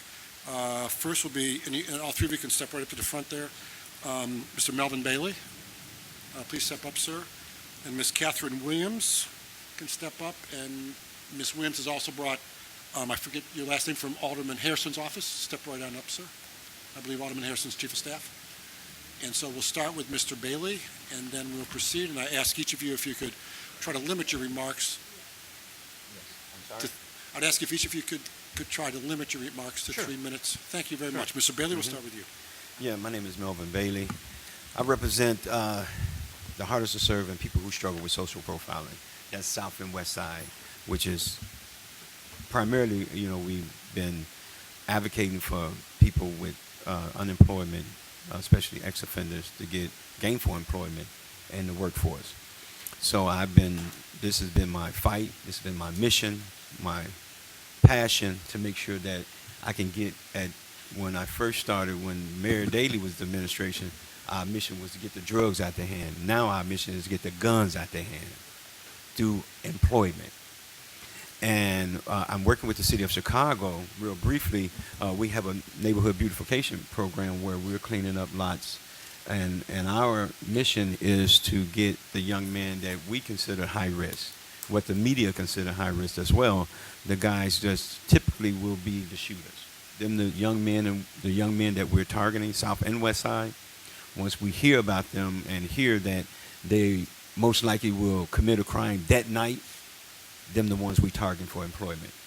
So what brings me here today is that one of our young men that we had to go to the training program with one of your agents that you guys be subbing a workout to clean up the buses or the trains, whatever the case may be. This gentleman, he come back to me very discouraged, very sad, saying, Melvin, I did everything they asked, everything they requested of me, and no one called me back. They promised me they was going to call. I'm still waiting. I would have had the gentleman here. I'm not going to say the agency name. I'm not here to blast them or anyone, but I just wanted to make sure that we're looking very closely at these agencies that we're saying that we're giving the dollars to, taxpayer dollars, to say, hey, make sure you bring young men and women in to get them a job. So by that being said, and we also interested in looking at target market. We're working with possibly Ms. Jamie Reed to look at target market contracts at O'Hare and Midway. And we like to do the same thing with CTA. We have viable companies that can handle a lot of these small contracts. And we know we will hire the young men. It's amazing when we do talk to them and put them on the site. They have to get through us first. We're not going to send them out to any individual or any another employer to make sure that they don't make sure that we look good and they look good. So we work with them. We work with their mind. We work with their body, their spirit, and let them know they cannot sell drugs. You know, they cannot smoke. They cannot get high. You can't go to work getting high and all that. So we've been working with them to change their mindset. So far, thanks to the city of Chicago, and real brief, and I'm gonna say this real quickly. I fought Mayor Daley's administration, Ron Emanuel administration, that's for opportunity, and I shared with the current mayor now. I was like, I haven't been down there yet to do public comment because she's standing on her word on what she said she's going to do to try to help us create jobs and opportunities. So anytime that elected official is not doing their job, they will see me and a bunch of people to say you're not doing your job. So again, thank you guys for this opportunity. I just wanted to share that with you guys. Say, Melvin, thanks. Good to see you. And thank you for the work that you're doing. I know you didn't want to put the social service agency on blast and the young man can be here, but I don't see Geisha in the room. Mr. Chairman, Geisha's out sick today, but Tom McCone can Tom, speak to him. And so Tom in the back, we want to get that young man's name, and we want to follow up and find out what happened because, you know, and if you hear of others, Tom is going to give you his information. But the reason that we have those agencies, as you said, are to work with young men and women. I think we've gotten close to 300, 600 physicians. Yes, that have been through the program. To, you know, provide. A lot of those are filled, but again, if a person goes through it one way or another, they should hear back from those agencies about where they're at in the pipeline and all of that. Correct. So give Tom, he's got his hand in the back, and again, if you hear of others, get the information to him. And I'm trying to think in terms of the other program that you talked about. Would that be Juan Pablo in terms of working, the one he mentioned with Jamie Reed, where Target Market? Yeah, as you know, JP is doing a little detail over at the city right now that's working on these programs. So he's also in the back. Okay. And you should definitely talk to him because he's working with the mayor on sort of setting up those programs and working with Jamie Reed in aviation as part of that effort. Okay. Thank you, guys. Thank you very much. Bailey, real quick, what agency you see? Well, the name of it is Community Male Empowerment Project. That's one of them. And now working with the city through this neighborhood beautification program is One City United. And we've been working on the south and west side, you know, with this program. All right. Been doing housing. Oh, yeah. Like you said, Melvin has been on it. And he's been on the case, really, the lives he's saved, the people he's touched, and, you know, even those who he had to take kicking and shrinking. Exactly. So it hasn't been a labor of love. I mean, it's been a labor of love for him, but he's changed lives, and great to see you. Thank you. Thank you very much. Thank you, guys. All right. Thank you, Mr. Williams. I'm sorry. Thank you, Mr. Bailey. Ms. Williams, you could address the board now. Thank you. I'm Kathy Williams, and I'm here with Ibram Oko, who's from the Fifth Ward office, Leslie Hairston's office. And I'm actually speaking as a private citizen and a bus rider, but I have been meeting with the Hyde Park Kenwood Community Conference. They have a transit committee and are also working on this problem. I've lived in East Hyde Park for 28 years, and I have used the number 6 Jeffrey since I've lived there. And it has always seemed to us who take that bus a lot that it's that portion of the route is underserved. It seems to us that there are many more other numbers of buses, the number 55. If you're coming south and you see that there's the number 29, the number 36, the number 146, that there are a lot more buses. You might see 2 or 3 of those buses if you're traveling back to Hyde Park before you see a 6 come along. There still seems to be bunching, although I know that that was worked on several years ago, and there's less of it, but there do seem to be buses that come along at the same time where they've missed a time, so that you may be waiting for over 20 minutes to get on a bus. One of my latest experiences was with alerts.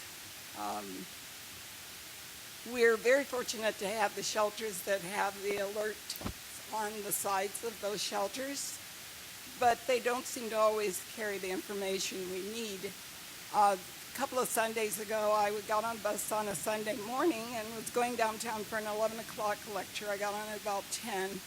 And we noticed that the bus left the drive and went through Bronzeville and South Loop, finally came out on Roosevelt Road, stopped at State Street, and told us that he would not be going downtown.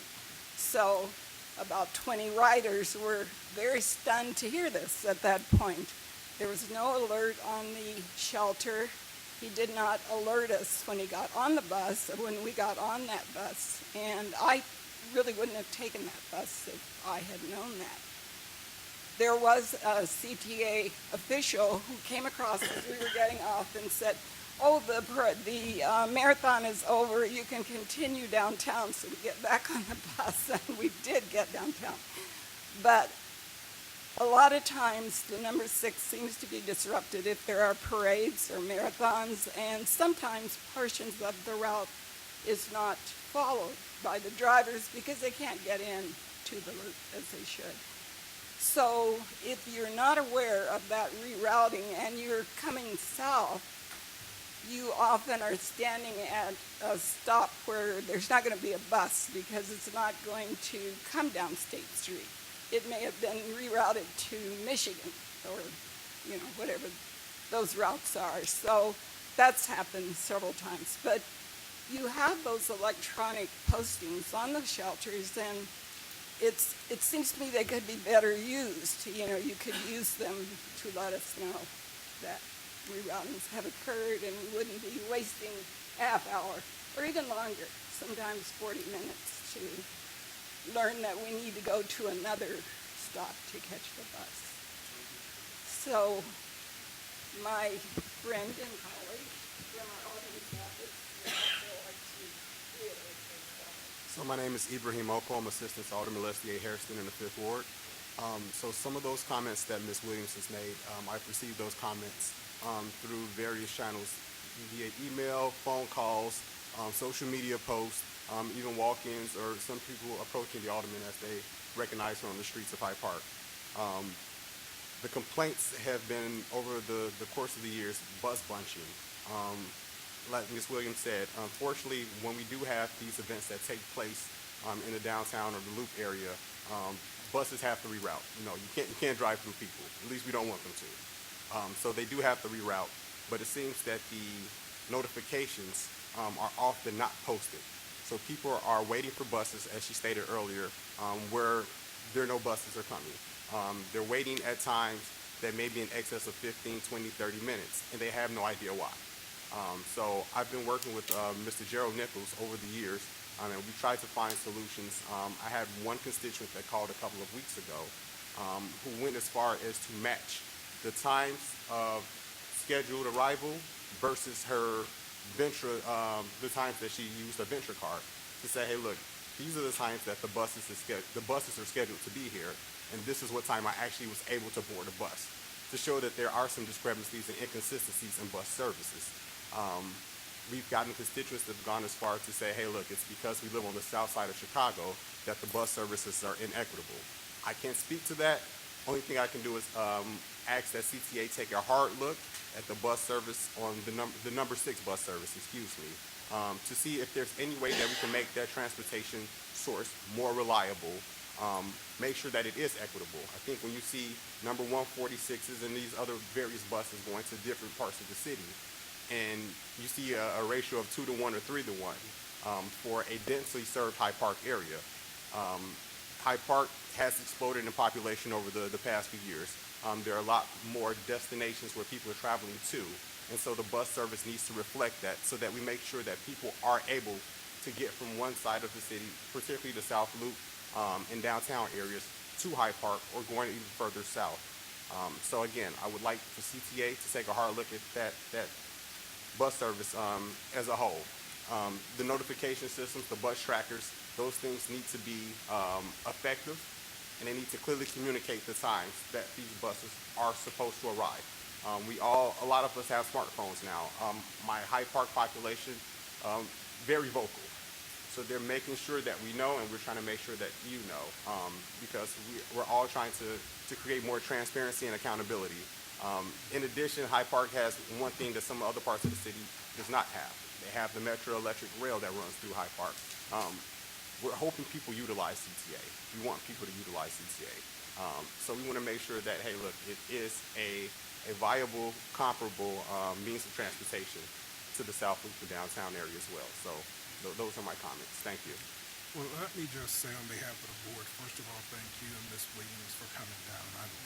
I don't have to speak with Adorable. Adorable will speak in a minute, but I assure you this is something that we will absolutely take a look at. And again, I appreciate you taking time, Ms. Williams, and thank you for being a CTA bus rider. And we appreciate Alderman Hairston as a friend, and we appreciate the fact that you want to make sure that people continue to use our service in Hyde Park, because you're right, that area is just around 53rd and Lake Park. I mean, I come over there probably every 2 months, and every time I come over there, something new coming up out of the ground. So that area is really blossoming. So, Yeah, first of all, let me also apologize for your experience on CTA. Clearly, that is not what I want to see happen. And you're absolutely right to point out the challenges that we're faced with our bus service, particularly on certain routes that are impacted by parades and special events and things like that, and that is a constant challenge.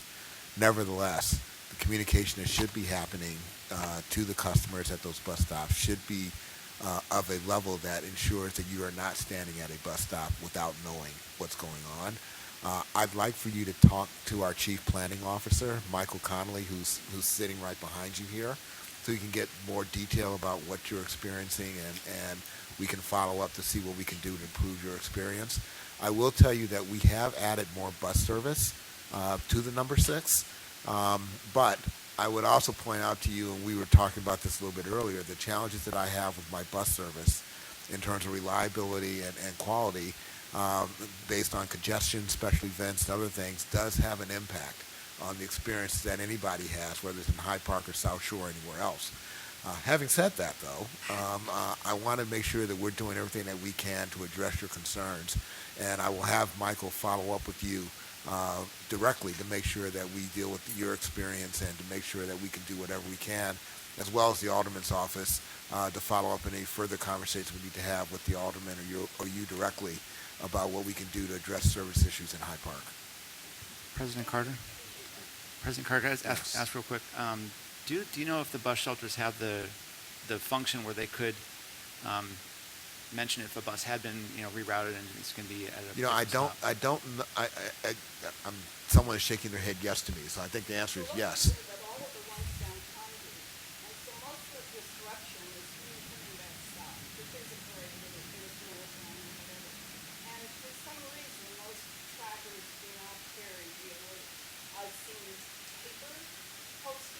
Right. But not at the stops that were missed. You get down to finally where the bus is going to come, and you see the posting, and that doesn't help those people that were upstream from the Well, I mean, the I had posting, experience. the posting should be at every stop, the paper posting, but in addition to that, the electronic signage should be addressing this as well. So that's one reason I want you to talk to our Chief Planning Officer. If there's something that's happening in that neighborhood that we need to address, I want to make sure we address that. I had an experience. I was waiting for an 82 Kimball bus, and there was a sign that bus had been rerouted. And there was a sign, but it was partially torn, and it was in bad shape, and no one had noticed it. And I was using the Ventra app, and it didn't say anything about the bus being rerouted. The CTA website bus tracker did, but not the Ventra app. And a bunch of us were waiting there and then saw the bus turning and raced and had to try and catch the bus. But No, I think you're right to point out that the Venture app is another opportunity for us to see if we can incorporate those types of alerts so that the customers will know about it. But the idea, my personal feelings, you can't over-communicate that type of an issue, and so if I can find any other ways to do that, particularly in real time, so that customers know, we'll figure out how to do that. In particular, with your experience, I want to make sure that doesn't happen again. thank you both for coming. Thank you. Michael Connolly's right there, so he'll talk to you right now. And just before we wrap up, I do not see, sir, thank you both. I don't see Bob Israel here or John Paul Jones, so Chairman, that concludes the public comment section of the board meeting. All right, thanks, Greg. The next order of business today is the approval of the October 10th, 2019 board minutes. The minutes were previously distributed. Any comments? Hearing none, I will now entertain a motion to approve the minutes of the regular board meeting of October the 10th, 2019. So move. Second. Moved and seconded. Reverend Miller. Yes. Mr. Irvine. Yes. Ms. Alvarez-Alice. I'll abstain. Judge Chevrolet. Yes. Reverend Jakes. Yes. Mr. Silva. Yes. Chairman Peterson. Yes. That motion is approved with 6 yes votes and 1 abstention by Ms. Alvarez-Alice. Thanks, Greg. The next order of business is executive session. It is my understanding that there will be executive session today, Karen? Yes, Chairman, we will have executive session pursuant to section 2, paragraph 6 of paragraph 65 and 6 of the open meeting. Okay. I would now entertain a motion to recess into executive session for reasons stated by counsel. So moved. Second. Reverend Miller. Yes. Mr. Irvine. Yes. Ms. Alvarez-Alice. Yes. Judge Chevrolet. Yes. Reverend Jakes. Yes. Mr. Silva.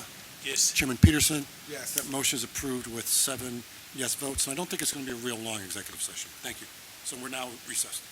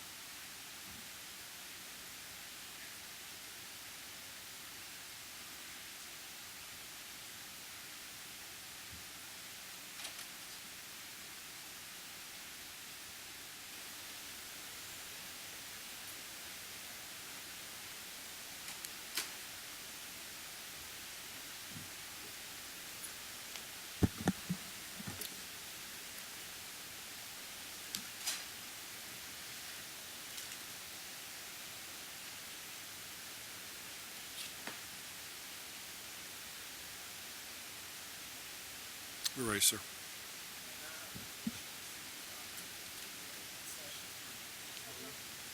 And seconded, Reverend Miller. Yes. Ms. Irvine. Yes. Ms. Alva Rosales. Yes. Judge Chevrolet. Yes. Reverend Jakes. Yes. Mr. Silva. Yes. Chairman Peterson. Yes. That motion to reconvene open session is approved with 7 yes votes. Thanks, Greg. The next order of business is board item number 4A, an executive session item. Karen? Thank you, Chairman. Item 4A is the final payment on an acquisition valuation for the assessment of construction easements as that of the Vermont construction project, identified as parcel 22 North Vermont, the board previously authorized the owner's agreement of $3.3 million for this construction easement.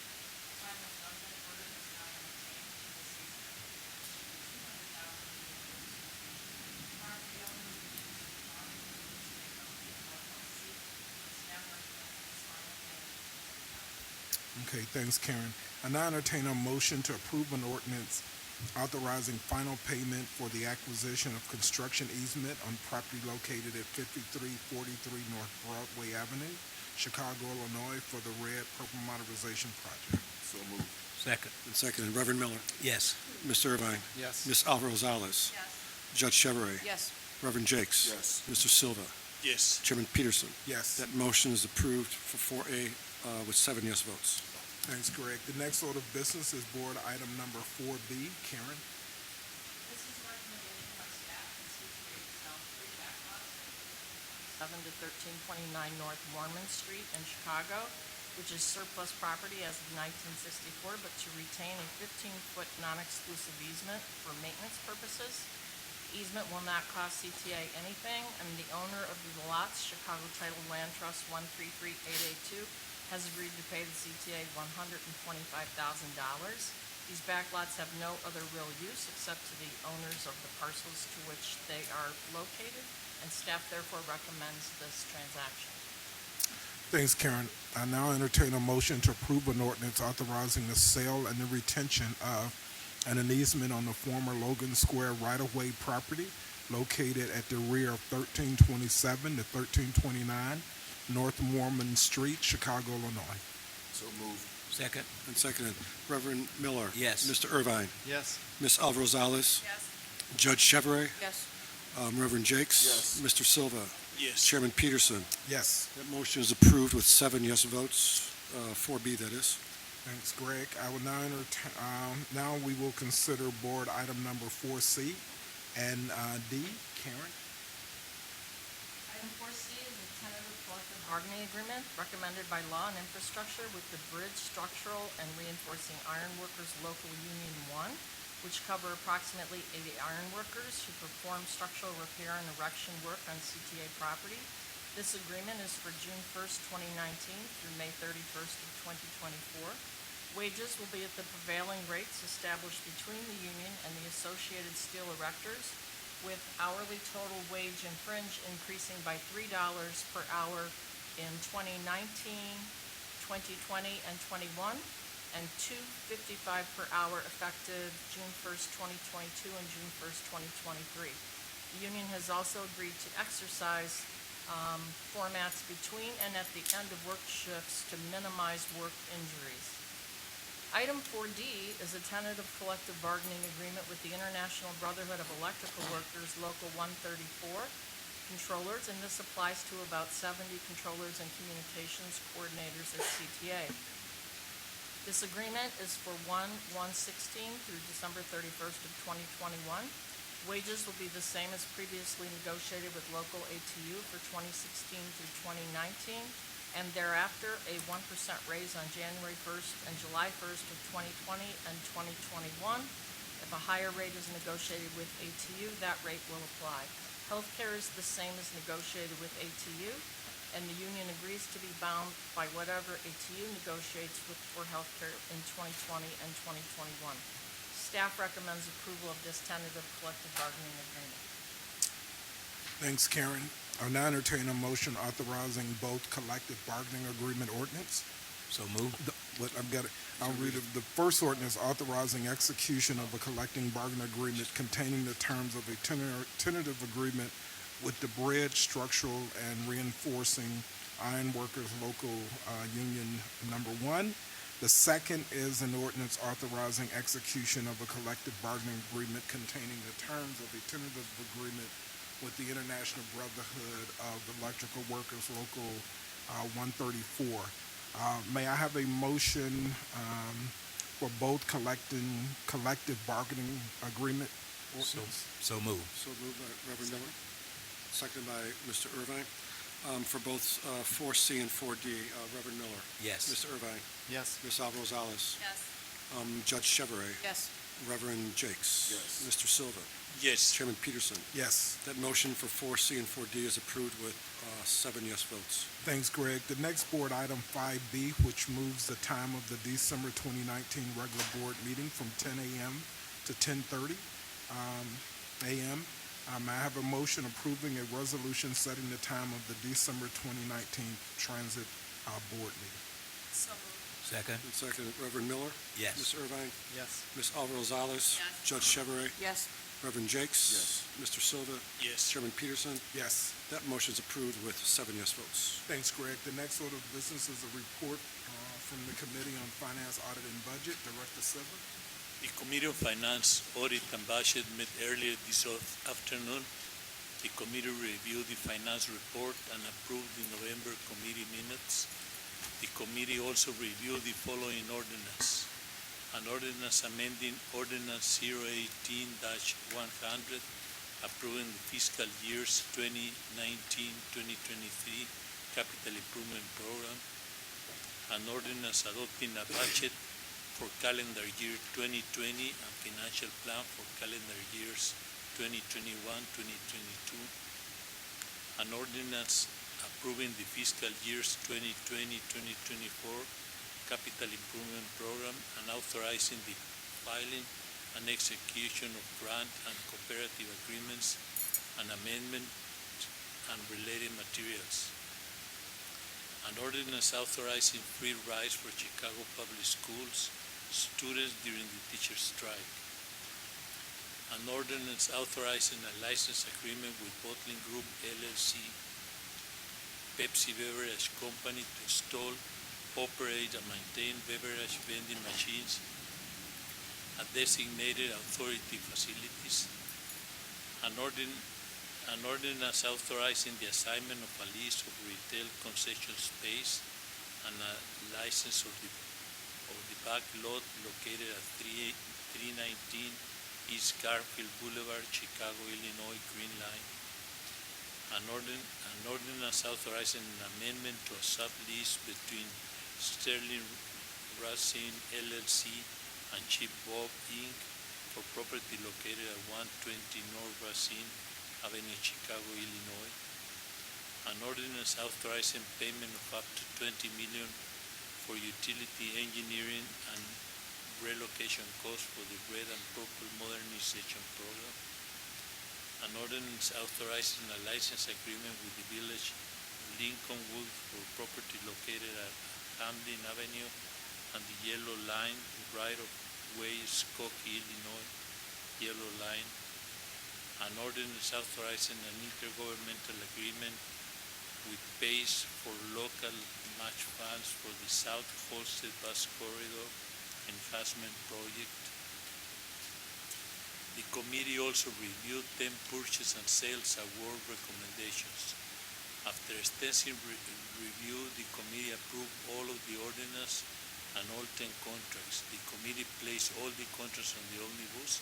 The committee placed 9 of the 10 ordinance on the omnibus, except for committee agenda item number 13, which was not put on the omnibus. That concludes my report, Chairman. Thank you, Director Silva. May I have a motion to approve the omnibus as stated by Director Silva? So moved. I'll second. Second, Reverend Miller. Yes. Mr. Irvine. Yes. Ms. Alvarez-Rosales. Yes. Judge Chevrolet. Yes. Reverend Jakes. Yes. Mr. Silva. Yes. Chairman Peterson. Yes. The omnibus is approved with 7 yes votes. Thanks, Greg. May I now have a motion to approve board item number 6J, an ordinance authorizing an intergovernmental agreement with PACE for local match funds for the South Holstead Bus Corridor Enhancement Project? Second. Second. Reverend Miller? Yes. Mr. Irvine? Abstain? Ms. Alvarez-Alice?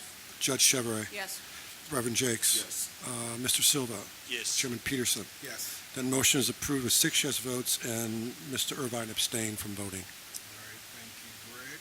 The next order of business is the construction report bill.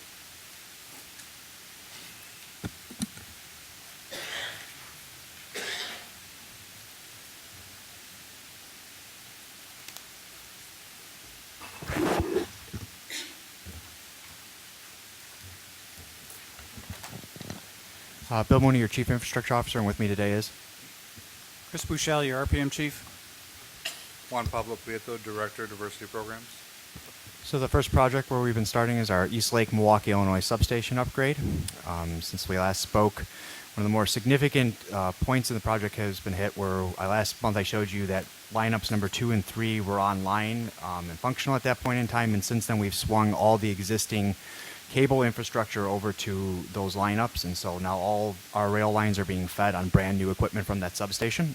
There is one remaining lineup in process of installation, which we expect to commission in December, as well as we need to complete the duct bank at this location still. The first picture I have for you in an update is the courtyard. You've seen various steps in the renovation of this courtyard, and you're seeing some of those final steps, and we'll ultimately enclose the rest of this once we get the new duct bank that will bring the new cabling from the substation to the structure. We're still running on those older cables. And here's a drainage structure as part of that courtyard. Project remains on schedule and on budget. My next project is our Unirew Blue signal upgrade between Jefferson Park and O'Hare. Since we last met, we had our last line cut for the construction season. So all the major underground work that I've been showing you photos of at this point is tabled till the spring, when we'll be starting to bring in the newer relay houses and installing on those. There'll still be work going on throughout the kind of winter months, but mostly inside the houses, terminating cables, setting up temp track circuits. This last line cut that occurred in October was between Harlem and Rosemont. This first picture is of a big concrete saw. It's cutting down a median from a prior bridge deck at Cumberland. When IDOT redid that bridge deck, they left the center median cut down, and we've removed a section of that to accommodate for the new future relay house for Cumberland. It was cut all the way down and flush to the ground, and the new relay house goes on that platform. The next picture, we've talked a lot about putting in underground cable infrastructure. This is a picture of what they called their plow operation, where they had an underground plow that would trench in the center of the right-of-way, and it would bury cable duct bank while it went. So this is a picture of the plow in progress. And here you can see where that trench begins, and the cable is then fed in as that plow moves down the right-of-way. It was doing 70, 100-foot run between junction boxes to install this cabling connection. My next update is on our Lake Line and South Main Line Fast Tracks tie renewal project. As last month I mentioned, all the work is now moved to the south side, predominantly between 17th Street and 35th Street, with track renewal similar to what you saw on the Lake Line. Here's some pictures of them installing new ties and pre-drilling those ties for the installation of spikes to secure that inside guardrail, engaging our rails. And here's some new center footwalk on new ties, and they're in the process of reinstalling the running rail into new plates on top of those ties. And one of the enhancements, this was a design-build project, is we had the designer look at, you think about the South Main branch of the Green Line as being a straight line, but there's a bunch of very subtle curves that run in there that control the allowable speed. And so we asked the designer to look at those curves to see if there were adjustments we could make to allow us to have either a smoother ride or allow us to slightly increase those maximum speeds in those curves. So the surveyors helped plotting some of those new adjustments to the curve. In most cases, the customer will experience a much smoother ride with not as severe a tight curve. The next project I'm presenting on is a new project I'm bringing forward to you. It is part of our Fast Tracks program, and it's renewing sections of the ballasted track between Western and Kimball on our Brown Line. It's a $16 million total project budget with a contract value of $10 million, which was awarded through our MidCon to FHP Passion. It is a very fast moving of the fast track projects, as it is all occurring in this fall season. It has 6 associated line cuts with it and a DBE goal of 20%. They've had their first weekend of work where they were renewing the track at Rockwell Station. Unlike some of the other pictures I've showed you, this is a ballasted section of track, so this is where we have stones. So they are digging out the old ties, rail, digging out a grade of that ballast, and installing new ties, rail, and new ballast, and then tamping and relining those. And then as we interface stations at grade crossings, there are some grade crossings that are being rehabbed as part of this, but we're also replacing the ADA approaches directly at those stations. So the little concrete pads, the tactile edge as you approach the grade crossing from the sidewalk is getting poured at all those grade crossings. So here's the new ties being installed. They're loading in the stone, which we call ballast, in which they then have flood out the track and tamp and line and dress from there. Tamping is an activity where we actually have a machine that compresses the stone around the tie to make sure it's secure and a good bed. Yeah, Bill, real quick question. How many line cuts? There have been a few line cuts for that already, right? Yeah, so we've had work at Rockwell and work at Francisco Station and Francisco Grade Crossing. We've had 4 line cuts total at this point. Okay, how many line cuts are there remaining? There's 6 total in the project. So there's 2 more. The upcoming ones are at Kedzie. So. Thanks. Our next project is our electric in-bus route chargers. The work is, again, focused mostly around Chicago Avenue Bus Garage and Chicago Austin Bus Terminal, where we're putting in fast charging stations for our new electric buses. Here's some look at the exterior of that new substation facility that's being installed at the Chicago Austin Bus Terminal, which is going to facilitate the power we need for those quick chargers. And here's some of the hardening of the interior work as well, and some of that exterior masonry.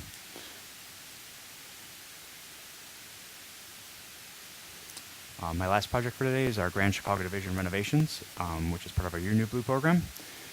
Most of the work recently has been focused around Division Station as well as mezzanine work at Grand in Chicago. We've been taking a series of weekend closures at Division to allow for platform renovation. So this first picture shows you the demolition of the southbound platform. Associated with this demolition was a series of back rides for 24 days, depending, where trains would bypass the station in that direction. Customers would have to back ride to those stations while they allowed concrete to cure and other activities to occur. As we've moved operations to Grand, we're taking a slightly different approach at Grand, where those back rides only occur for 3 days straight after the pouring of the concrete, and then there's a phased-in nightly closure where they back ride for the nights to allow them to facilitate nighttime work, but allows for customers to board both after that initial pour more rapidly thereafter. So here's the work at Grand, where they're breaking up that original concrete topping slab. Here they're pouring the new concrete topping slab on the southbound track. Then they're finishing there. Here's some of the new glazed tile that's been installed on the Division side. This is on the northbound side where they previously had shut down. And here's some of the work in the mezzanine at Grand. You can see some of that new glazed tile as well, and they're installing piping for comm and lighting upgrades.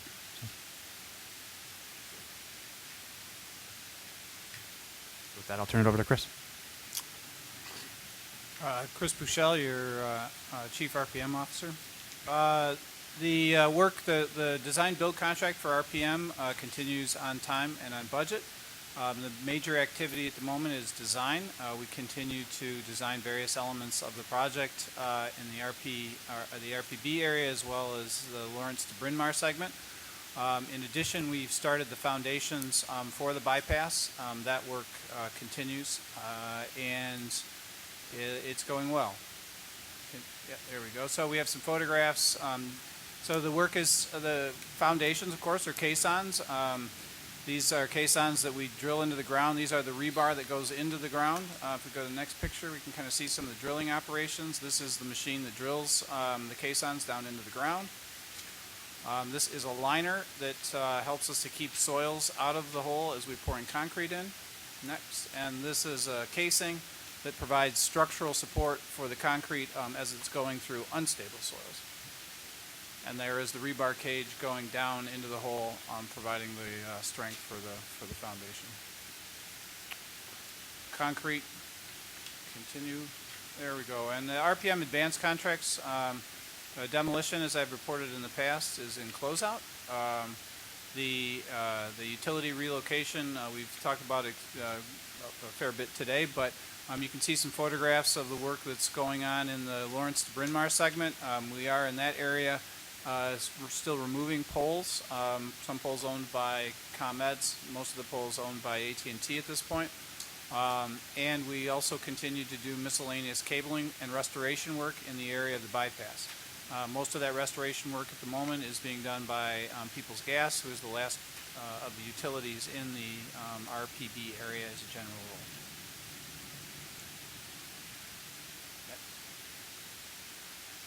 So the various pieces of, we continue with extensive community outreach throughout the project area. The biggest piece of community outreach we've done recently has, of course, been the groundbreaking that a couple of board chairman and president were at, of course. We also continue smaller events, various meetings with everything from the Newport Neighbors Group. These small group meetings are important to this project, where we communicate specific impacts associated with the construction that's coming up to a group of concerned neighbors. We are working with the Lakeview East Chamber of Commerce. We recently had a meeting with them. Again, kind of reinforcing the impacts to businesses, listening to them, what their concerns are, and trying to make sure that they're understanding where the project's going and what the potential impacts could be. And we listen about how we can mitigate those impacts.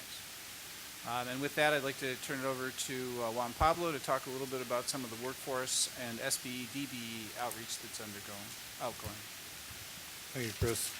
So on the workforce side, you can see we've attended multiple job fairs. We continue to go out to the community to talk to them about opportunities, training and career opportunities within the trade unions. And we continue to work with the Walsh Floor to develop our own outreach events and job fairs to talk about these opportunities as well. So we should be coming to you in the next several months with career opportunity fairs that we can talk about with the community. On the SBE DBE side, we've officially launched our Building Small Businesses program, a program that focuses on financial capacity, technical assistance, and back office support for small businesses. We recognize those areas are areas of need, and we've partnered with several organizations to bring this program together. We had our second capacity building session on October 24th and 25th, and we have one, our third one, coming actually tomorrow and Friday, where businesses are able to sit with a financial expert and talk about where they currently are as a business and where they'd like to be and the steps that they need to take to grow. Because we want DBEs not just to go from subcontract to subcontract, but to use and maximize the profits that they get from each job to grow as a firm. And then we're wrapping up our Meet the Contractor road shows. We had one with the Austin African American Business Networking Association. We have one more to report out next month. Thank you. Any questions for Bill, Chris, or Juan? So, Dover, I've got one recommendation. I was just thinking, in light of some of the commissioners wanting briefings and wanting to know what's going on in their districts, this is an opportunity, I think, for communication, capital construction. I would go back 4 years, because when you look at a lot of these projects are built to last 30, 40, 50 years. So it's more than what are you investing in my ward with all of the capital money. I think you might want to go back and just put together bindings of projects in all of their districts. But I would go back as far as 4 years ago, so that, and also there's an old saying that pictures are worth 1,000 words. I would include some of these photos in their briefing packet, because I think that would be helpful. I would also suggest that we get ahead of it and do it for new members of the city council. Yeah, I think those are all great ideas, and I'm looking at Jerry. We'll certainly work to put that together. I think we have a story to tell over the 4 years, and it's actually a story that's being replicated in other governmental agencies around the city. And I think we should be telling it. As you always tell me, good news travels nowhere, bad news travels everywhere. So let's take advantage of telling our story and getting some goodwill out of what we've been doing, what we're going to continue to do. New York Times is starting to work with Yep. So it's like, again, you've got new aldermen on board who come into the city council, new Cook County commissioners, and again, they're supporting us and helping us. I think getting ahead of it, and I just looked at these pictures, I'm thinking, you're going through projects that's going to last 30, 40 years. Well, think how many of those we've done this year, even the stuff that the physical eye doesn't see, the underground work, but being able to show it, one with the numbers we've either hit or exceeded our DBE participation and all of that. I just think as you put these packets together, and when you do too, I think it'd just be a great idea, like I said, to do it in both channels, county, city, and you even might do it for new legislators in Springfield, because again, we've got an agenda of things that we want to approach them on in the spring. So even for new legislators, those who've been around might know a little bit more because they've met with Dover, they've met with the team. But for new legislators in their first term, they're still trying to get their arms around everything that's going on in their districts. I agree. I think it's a great idea. We'll follow up on that. Greg, is there any new business to come before the board? No, sir. Well, before we adjourn, I'd just like to wish my fellow directors and all of you a happy Thanksgiving. Look forward to seeing everyone in December. So with no further business to come before the board, may I have a motion to adjourn? Second. All in favor, say aye. Aye. We're adjourned. Thank you. Ms. Wilson.